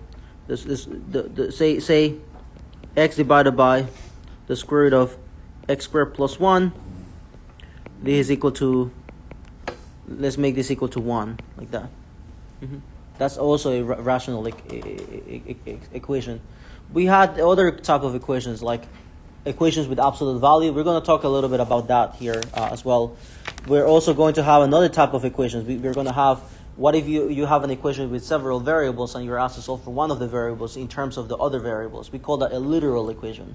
And we also have other types of equations. Later on, we're going to talk about exponential equations. And then we also have logarithmic equations. But it continues on. Then we can go on to the other side, trigonometric equations, right? So these are interesting to know the solutions for these ones. Solutions to these equations can have applications everywhere in the real world. I can give you an example at the end of the section where a man is trying to cross the boat with his boat on a river, and he's trying to aim at a specific point to be at on the other side of the river. Or we can say that a person is constructing a pen like a fenced area, and he's trying to think about the best way possible to maximize the area in the garden or something like that, right? But anyways, so here is a first example, right, for linear equations. A first example, and these again should be a review at the beginning, and then at the end we do a little bit of extensions. So suppose that we have 4x plus 7th equals to 9x plus 3. And again, I'm asking you to solve the equation for x. Solve for x. Solve for x. So say what will be a step that you can take for solving this? X on one side and the numbers on the other. So what could be that? Subtract 4 from both sides and 3 from both sides. Yeah, like 4x. Yeah. 4x on both sides. If you subtract by 4x on both sides, we're going to be left with, on the left side, 7th equals to 5x plus 3. And the next step will be probably to subtract the 3. Yeah, that's a good idea. Take away 3 on both sides. And what are we going to be left with when we do that? Equals 5x. 4 equals 5x, and x Divide by 5. Divide by 5. Divide by 5 here, divide by 5 there. The 5's cancelled out, and we're going to have x equals to 4/5. 4 over 5. There we go. And there we go. So that would be our answer. 4/5. It's our answer for now. 4/5 is what, like 0.8, right? Yeah. But again, don't write decimals. This is fine. The fractions is fine. So here's another example, right? Suppose that I have let's do a little bit different now. So say I have x divided by 3 minus 2 equals to 5 over 3x plus 7. Suppose that I have this. Is this a linear equation or quadratic equation, or what kind of equation is it? Linear. The powers for x is still 1, so that makes it linear. And if x was on the denominator of a fraction, there will be a rational expression, right? So you just keep that in mind, that because if it's on the bottom, that means that when you move x from the bottom to the top, it will have a negative exponent, and therefore it will not be one of the polynomials that we have, right? That's a rational equation, right? Linear. The power of x, the highest power that you see is x to the 1. Which one is rational there? Oh, Yeah. I see. Okay. Yeah. So now that we have this one here, what can we do here? If you see fractions in the equation, you have the option to get rid of these fractions by multiplying everything by a number that will cancel all the denominators. It's a good strategy. So multiply everything by 3, right?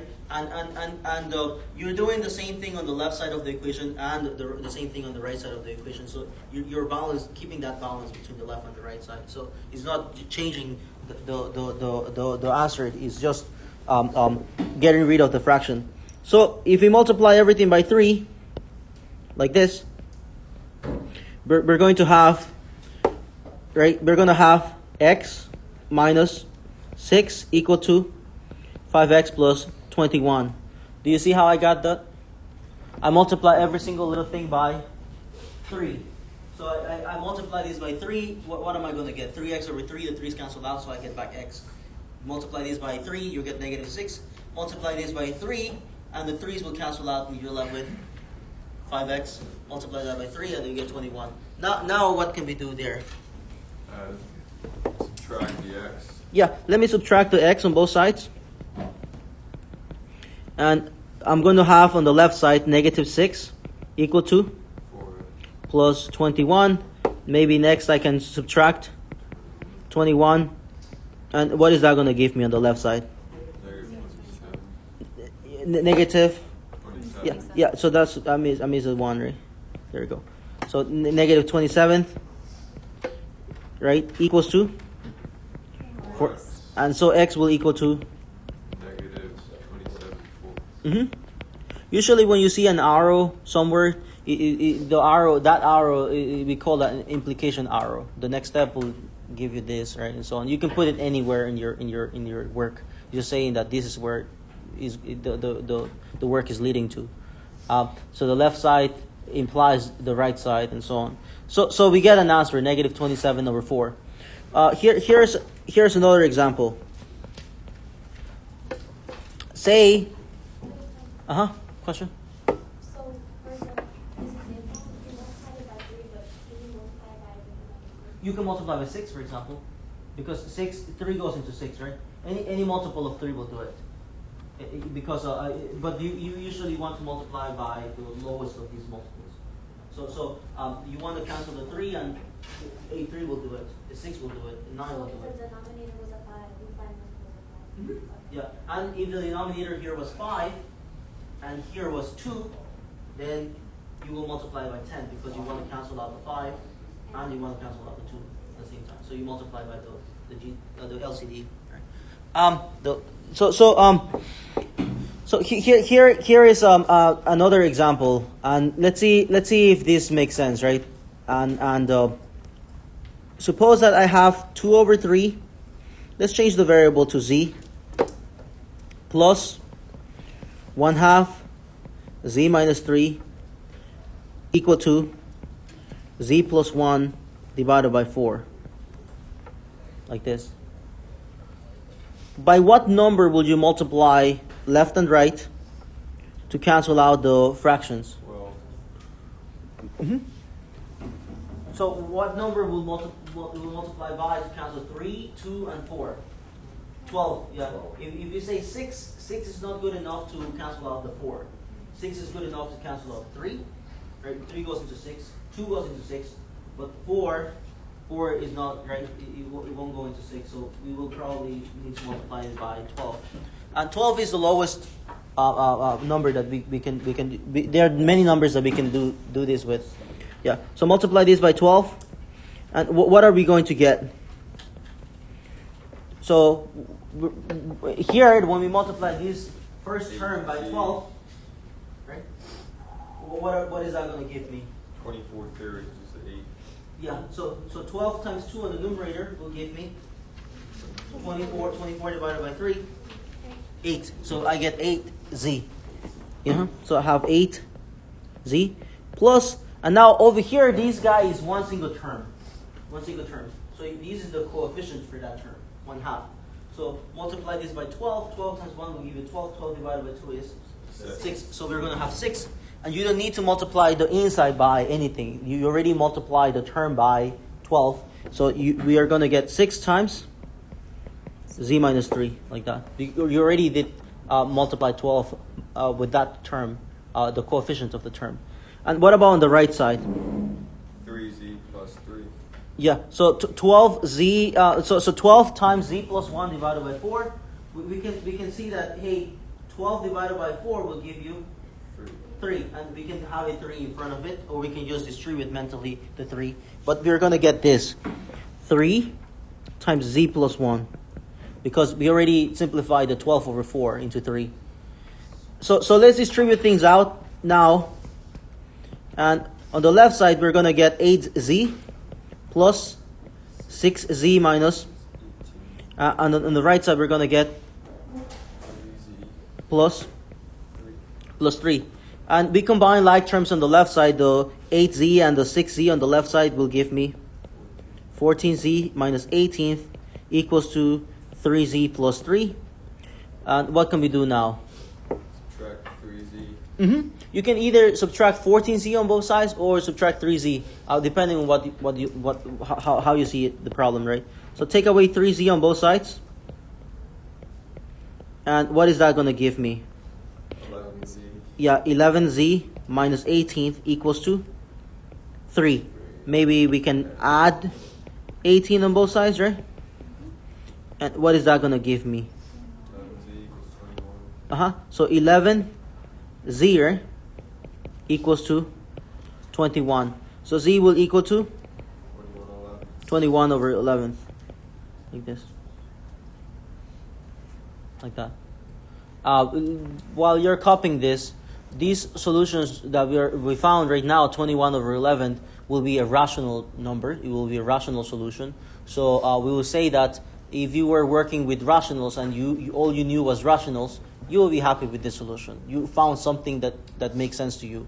If you found a solution that is not a rational solution, then you need the real number line, because the real number line will not just consist of rationals; it will consist of irrationals as well. Just keep in mind that when a solution is irrational, that's still fine with us. But the best thing that we can do is approximate the answers, right? There's a topic in mathematics, we call it Diophantine equations. Diophantine equations are equations that have to do with real life when the solution that is not an integer makes no sense. For example, the number of chairs needed in a room. If you get these as the solution for that, maybe that's not meaningful, right? So Diophantine equations are systems of equations that have integer solutions, right? Solutions that can make sense in the real world, and so it's a topic like that one will study like the number of people needed in a certain thing, right? Maybe the number of cats, right? Where the solutions should be integers. For example, if you're in a business and you want to know how many items should you have in stock for some reason, then maybe for example you rent canoes and kayaks, right? You want to know how many of each type will maximize your profit if you rent them at different rates. You can do that mathematically, and the answer should be integers. Should be something that these will not make sense if you get this as the number of canoes that you should have in inventory. But just know that in mathematics we do make sense of things like that. So here's another example, and let's switch the flavor a little bit. We're gonna go into quadratic equations, right? Suppose that you're trying to solve these equation here. 2x squared equals to 8. Say you're solving for this equation. What I want to do is I want to set the right side equal to 0, right? So maybe I'll bring this as 2x squared minus 8 equal to 0, right? And I can factor out a 2 from here. And if I do that, I'm going to have 2x squared minus 4 equal to 0.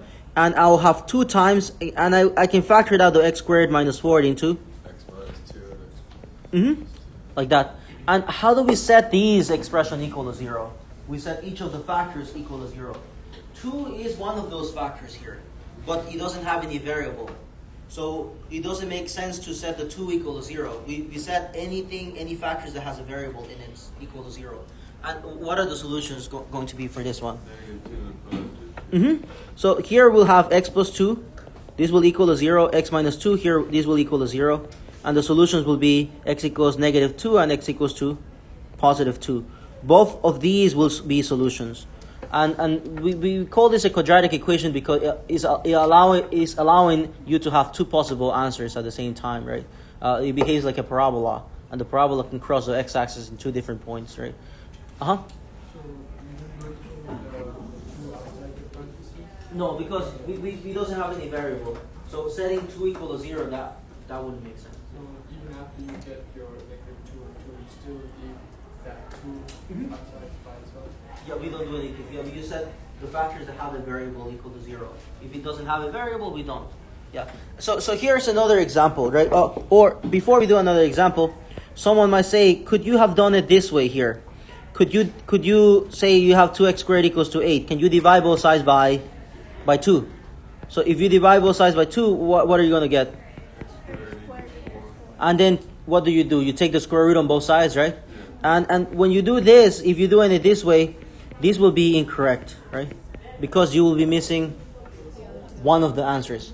So what should we do? We should Yeah, we should remember that when we do this step, we should have a plus and minus in between. And if you want to know why, the square root of x squared is the absolute value of x. Every time you take the nth root of x to the nth is the absolute value of x.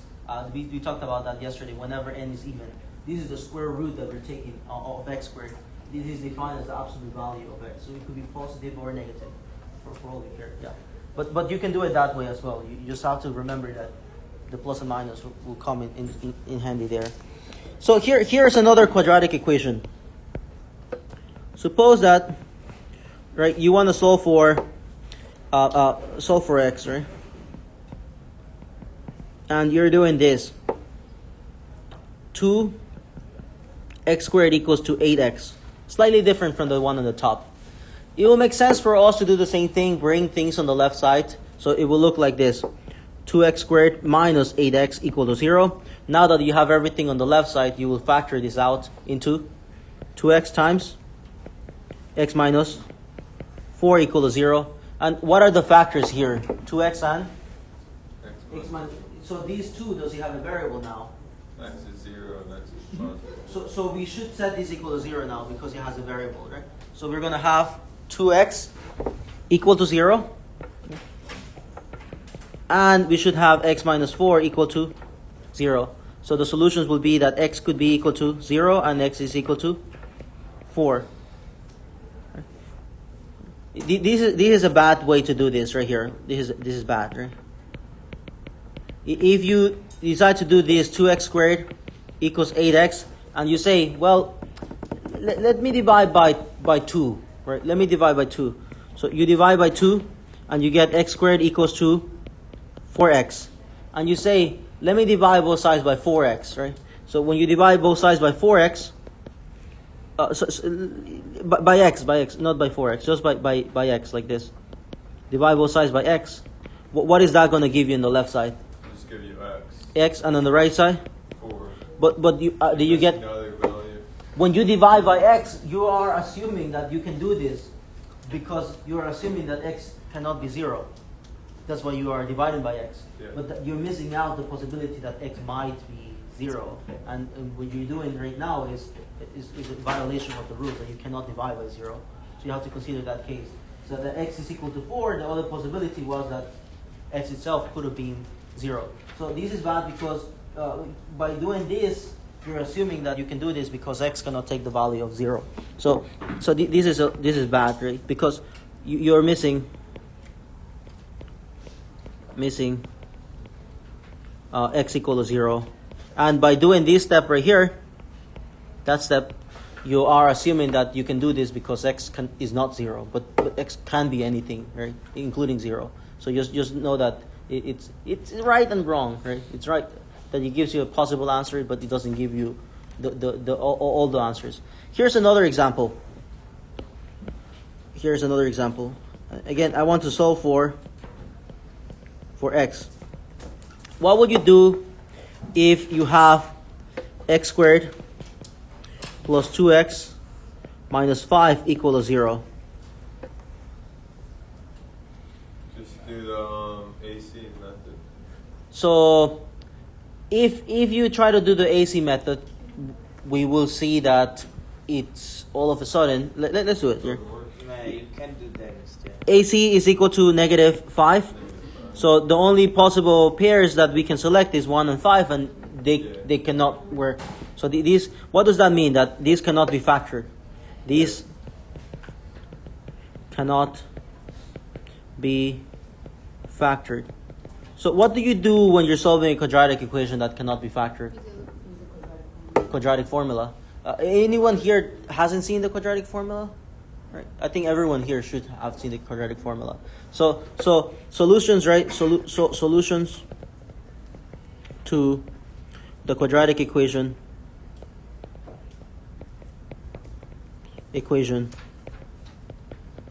This guy right here. Ax squared plus bx plus c equal to 0 is an equation. If it's not equal to 0, then you can't solve for x, right? So you're setting this quadratic equation equal to 0, and what do we get? X equals to Negative b plus plus or minus the square root of 4ac Yeah. B squared minus. B squared minus 4ac over 2a. Mm-hmm. There you go. Do you guys know where we get this equation from? This formula from? So, squares. Close, yeah. Using this, So where did this guy come from, right? that rule you had earlier. Come from? It comes from a method that we call completing the square. So you're completing the square. So let's do that example of how does it work? How does completing the square work? And then we can talk a little bit about, like, briefly of going through the equation of the quadratic formula. But this guy here is the degree of this one is 2. If the degree of this one was 3, then it wouldn't be in the section of quadratic equation. It will be a cubic equation, right? And is there a formula for cubic functions for a cubic equation? Yeah, but it's really long and it's not in this class. We don't do that. Yeah. But for now, let's talk a little bit about this method, the method of completing the squared.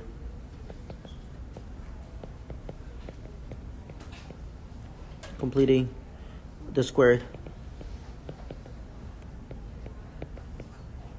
You might want to search up, why do we call this the method of completing the square? Where are we completing the square, and what square are we completing, right? Yeah. But it's nice though when you see a picture why we call it that.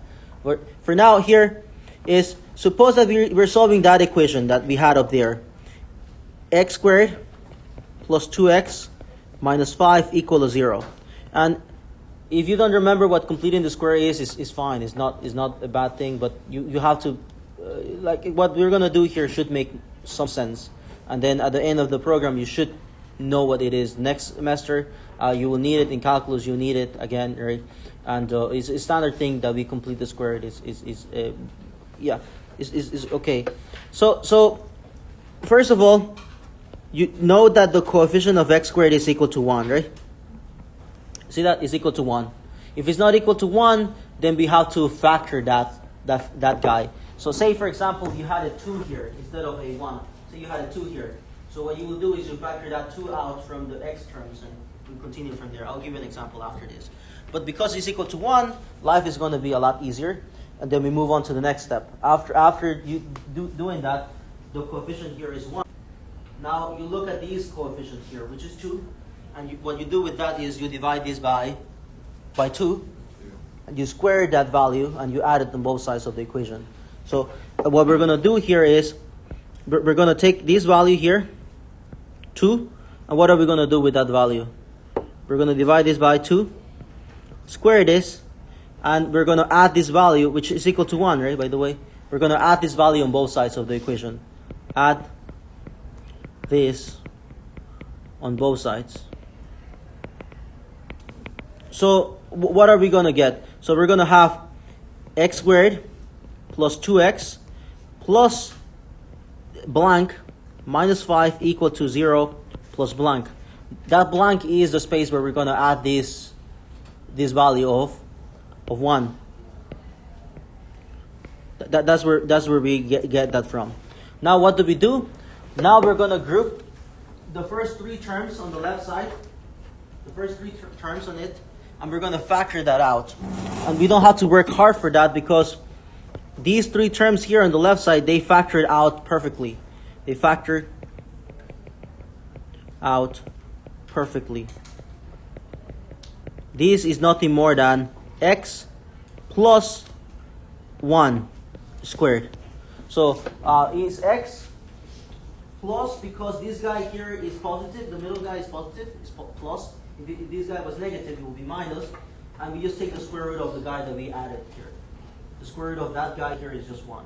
We don't do 1 minus 5. No, we will use the 5 on the other side. Yeah. So if we do that, then we're changing this value. We want that specifically to group those 3 terms like that. And then, so what do we have then? We will have this line, x plus 1 squared. That's what the 3 terms here became, right? X plus 1 squared. That's what these 3 terms became.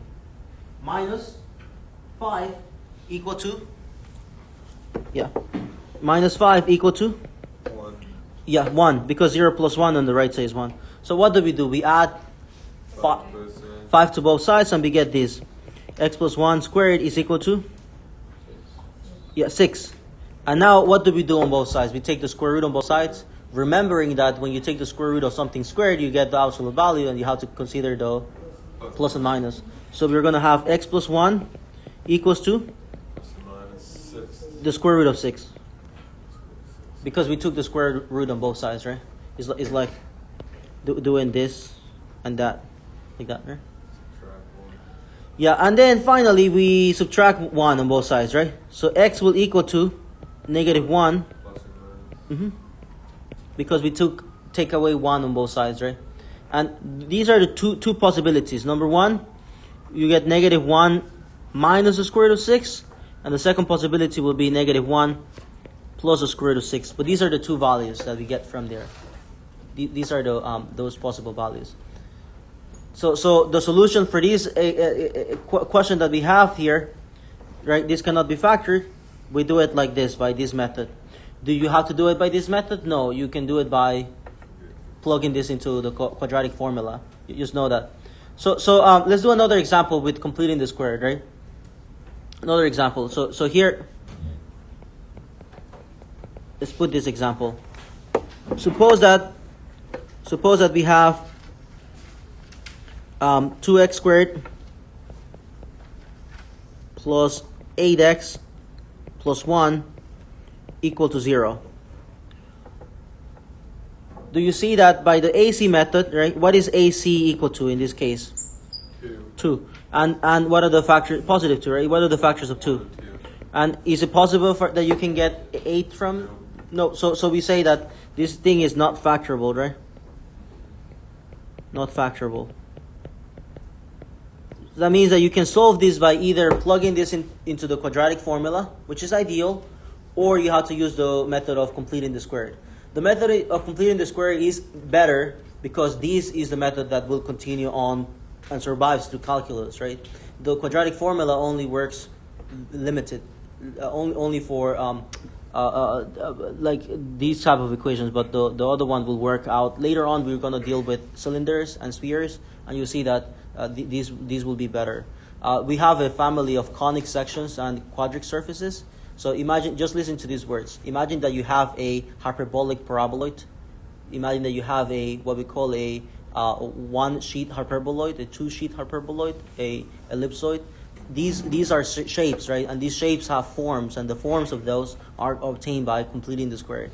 And it makes sense. If you forget how this method works, then the quadratic formula doesn't help because you're not solving for anything. You're rewriting an expression in something else, right? And that's more powerful. But so let's see how this works, right? So completing the square for this one, completing the squared for this problem here. So we have 2x squared plus 8x plus 1 equals to 0. Now notice this, that this guy here is not 1. So that will be a different approach now. Our first goal is to make sure that we factor that 2 out, not only from this term, but the x terms. So we are going to have this here. 2 times x squared plus 4x. And then close parentheses, plus 1 equal to 0. Do you see I only factor the 2 from the x terms, not from the other one. That's perfectly fine. What are we going to do? Now we're going to take a look at this guy here. Look at 4. That guy, which it was originally 8, but after you factor 2, it became 4. What do you do with that guy? You divide it by? By itself. Divided by 2. By 2, yeah. Yeah, always by 2. The other guy happened to be 2, so yeah. So 4 divided by 2, and square the value. 4 divided by 2 is 2. 2 squared will be 4. And what do you do with this guy? You add this on both sides, right? Add this, and I'm going to put this to the expression. Add this to the expression x squared plus 4x. That's what we're going to complete. When we say completing the squared, we're focusing on the x terms. So whatever we have here is going to be added to the x terms. The x terms are going to be x squared plus 4x. Adding this on the left side will look like this. Adding this on the left side will look like this. So we have a 2, we have x squared plus 4x, and we're going to add this guy here, just to the x terms. We wouldn't add it outside of the parentheses, we want to add it within that parentheses. Plus 1 equals to 0 plus blank, right? What will go in the first blank here? Well, we want to add 4 into this expression here, x squared plus 4x, the x terms. That's exactly what we have here, x squared plus 4x. We want to add 4 here, 4. But that will affect the other side. Yeah, so just keep that in mind. So here we're adding that 4 here, because we want to add 4 to x squared plus 4x. The other side, you add 8. So on the other side, we don't add 4 because, yes, we added 4 to this expression, but that 2 that we factored out earlier just told us that we didn't add 4 on the left side, we added 2 times 4, which makes it 8 on the left side. Yeah. To keep that equality, we have to add 8 on the other side. So it's like that 2 times 4, right? Where that 2 is what we factored out earlier, and the 4 that we just did. So what does these expression here factor into? These factors, right? Yeah. Factors out perfectly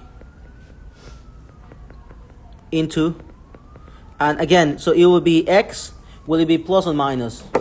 Plus, because this guy here is plus. And why multiplying 2 by 4? so we added the 4 here, right? But adding the 4 here with the 2 here, would be in the left side we added a 8. We have to add the same amount on the other side, 8. Not just the 4, will be 2 times 4. Yeah? So if there wasn't a 2 in front, then it would be 4 on the Then it will just be 4 on both sides, right? But that 2 that we factored earlier makes a difference, right? You have to consider that on the right side as well. So how much did we add on the left side? Not just a 4, but 2 times 4, making that 8. So we have to add the same amount on the right side to keep that balance. So what is this going to factor into? X is positive because the middle term here is positive, and the square root of the guy that we added here, the square root of that will be 2, and all of these squared. That's what these factors out. How can you verify that? Well, you can expand this the way that we did this before. You will get x squared plus 4x plus 4, which is that guy. So what is the line that we're going to get here now? This will be 2 times x plus 2 squared plus 1 equals to 8. 8. There you go. And how do we solve this equation now? We take away. Divide by 2 on both sides. First, take away 1.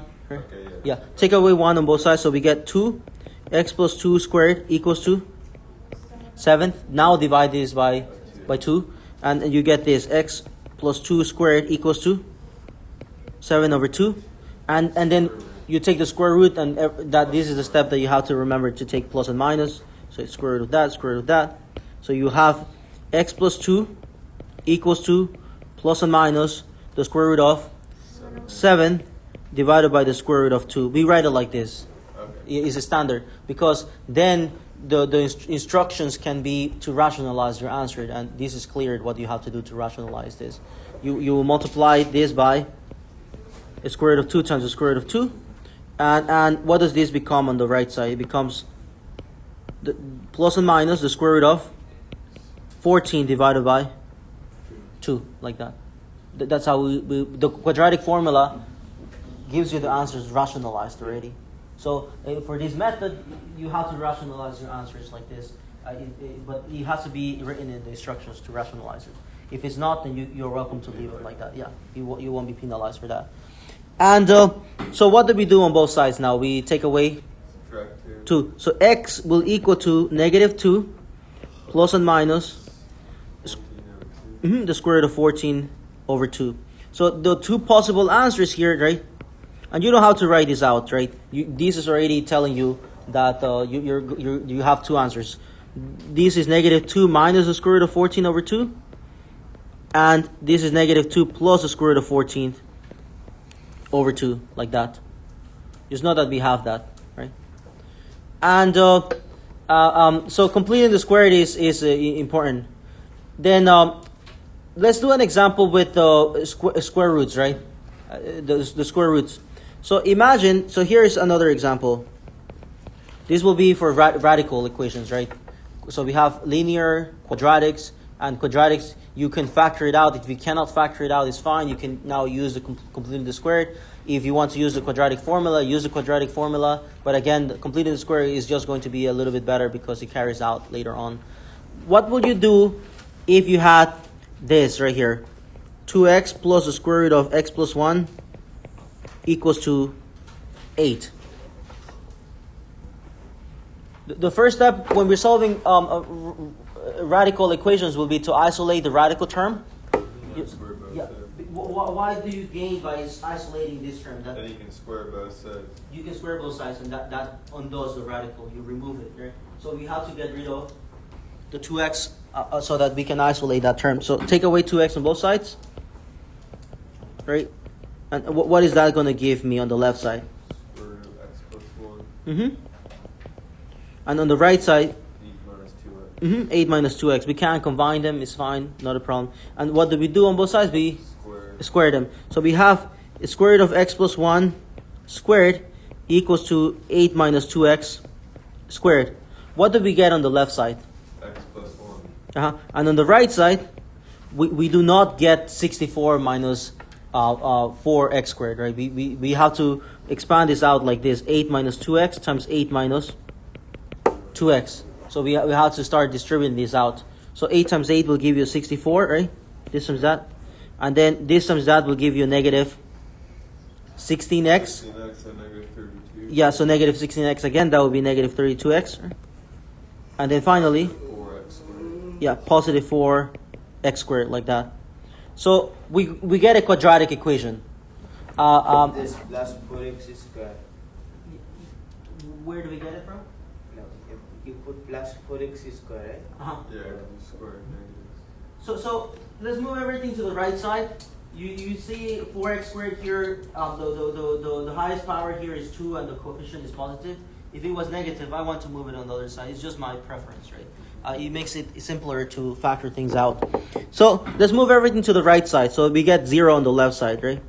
So we got 63 minus 33x, right? And then plus 4x squared, right? Like that. And how do we solve this? Let me write it this way. I think it's easier to see it this way. Plus 63 equal to 0. How do you solve for this one? Take a 4 out. We can either complete the squared, right? Yeah. We can Quadratic. equation. We can even attempt to factor it out. This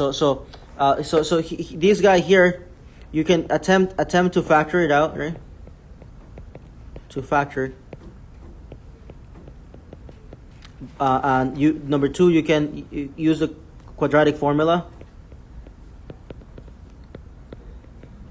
And number 3, you can even use completing the squared. Right? Completing the squared here is going to be like very long, right? Because the numbers are big. Completing the squared. So attempt to factor this out. What is 8c equal to here? 4 times 63. 52. Yeah, we don't want to multiply them out. Okay. You just want to write it as 4 times 63. And what we do when there are numbers like this one, we don't want to multiply them out. We want to write them out into what we call a prime factor decomposition. Okay. So 4 is nothing more than 2 times 2. And 63 is nothing more than 7 times 7 times 9, right? 7 times 3 times 3, right? 7 times 9. Yeah. And now what we want to do is figure it out if there is any way that we can get 33 from selecting 2 pairs for this one. For example, you can select the pairs 3 is 9th, and then 2 makes 18th. So you have 18, and 2 and 4, 7 will make 14. So 14 times, right? 18, right? Will that pair work? 14 and 18. it won't give you 33, right? So you can choose another pair like that, and all possible pairs. So for example, let's see, what it 2 is 4 times 3 is 12. So 12 and 7 and 3 is 21. 12 and 21. It will give you bigger than that, right? Yeah, 12 and 21 is 33. That's right. Yeah. Does it work? Yeah. Okay. So let's see. So we have 2 and 3, right? Yeah. And we have 7 and 3. So what are the pairs that we are choosing here? 2 and 3 makes? 2 and 3 makes 12. And the other one makes? 21. Yeah, and so that does That work. would be Yeah. negative. So which one should be negative here? Both of them. Both of them? Yeah. Would that work with the product be positive? Yeah. And the sum will be negative? So we didn't need to multiply them out, right? We have no calculators, right? Yeah. So you have to be creative on how you do things, right?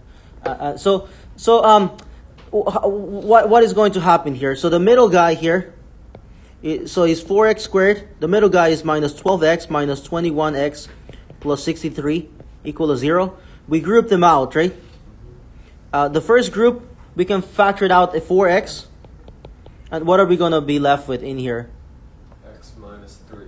Mm-hmm. And in the second group, if the first term of the second group is negative, you want to factor out that negative. So we factor out negative 21, right? Yeah, that's good. Negative 21. If we factored out negative 21, we're gonna get x minus 3. And so we can factor this out into x minus 3 times 4x minus 21 equal to 0. So what are the possible answers? X minus 3 can be set equal to 0, or 4x minus 21 can be set to be equal to 0. So that will give you x equals to 3, and x equals to 21 over 4. Now, when you have radical equations, you have to see if you can. You have to see if the original equation here, if the inside of this guy, right? If this is okay, right? You have to check your answers. You have to check, because radical equations, you have to verify that. Yeah, that this is indeed okay. So what is going to be for homework? For homework, today we covered 1.4 and 1.5. So I would say just do 1.4. For 1.5, let me see. The booklet.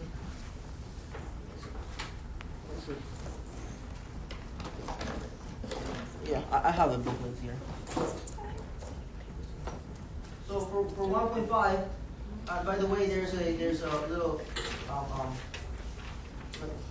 So for 1.5,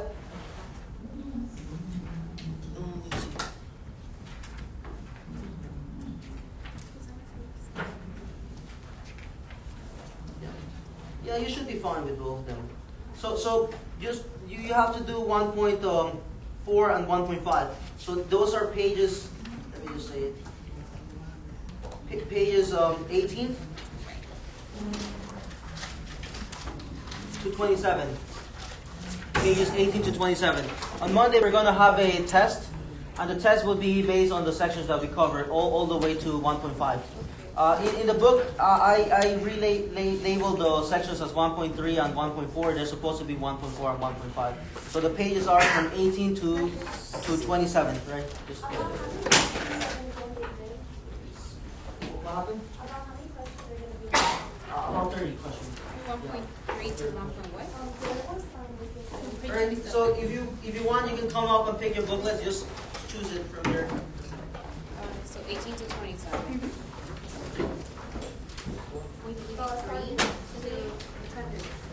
Yeah, he made a mistake. Well, I don't get it.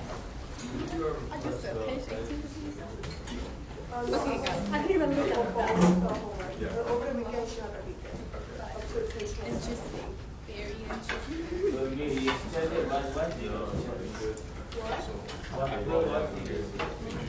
Okay, great. Wait, so there's a 1.5? So I'm gonna disconnect her. Nah. And then I'm just gonna. Okay, Look, so so it's 1.3. okay, great. Yeah.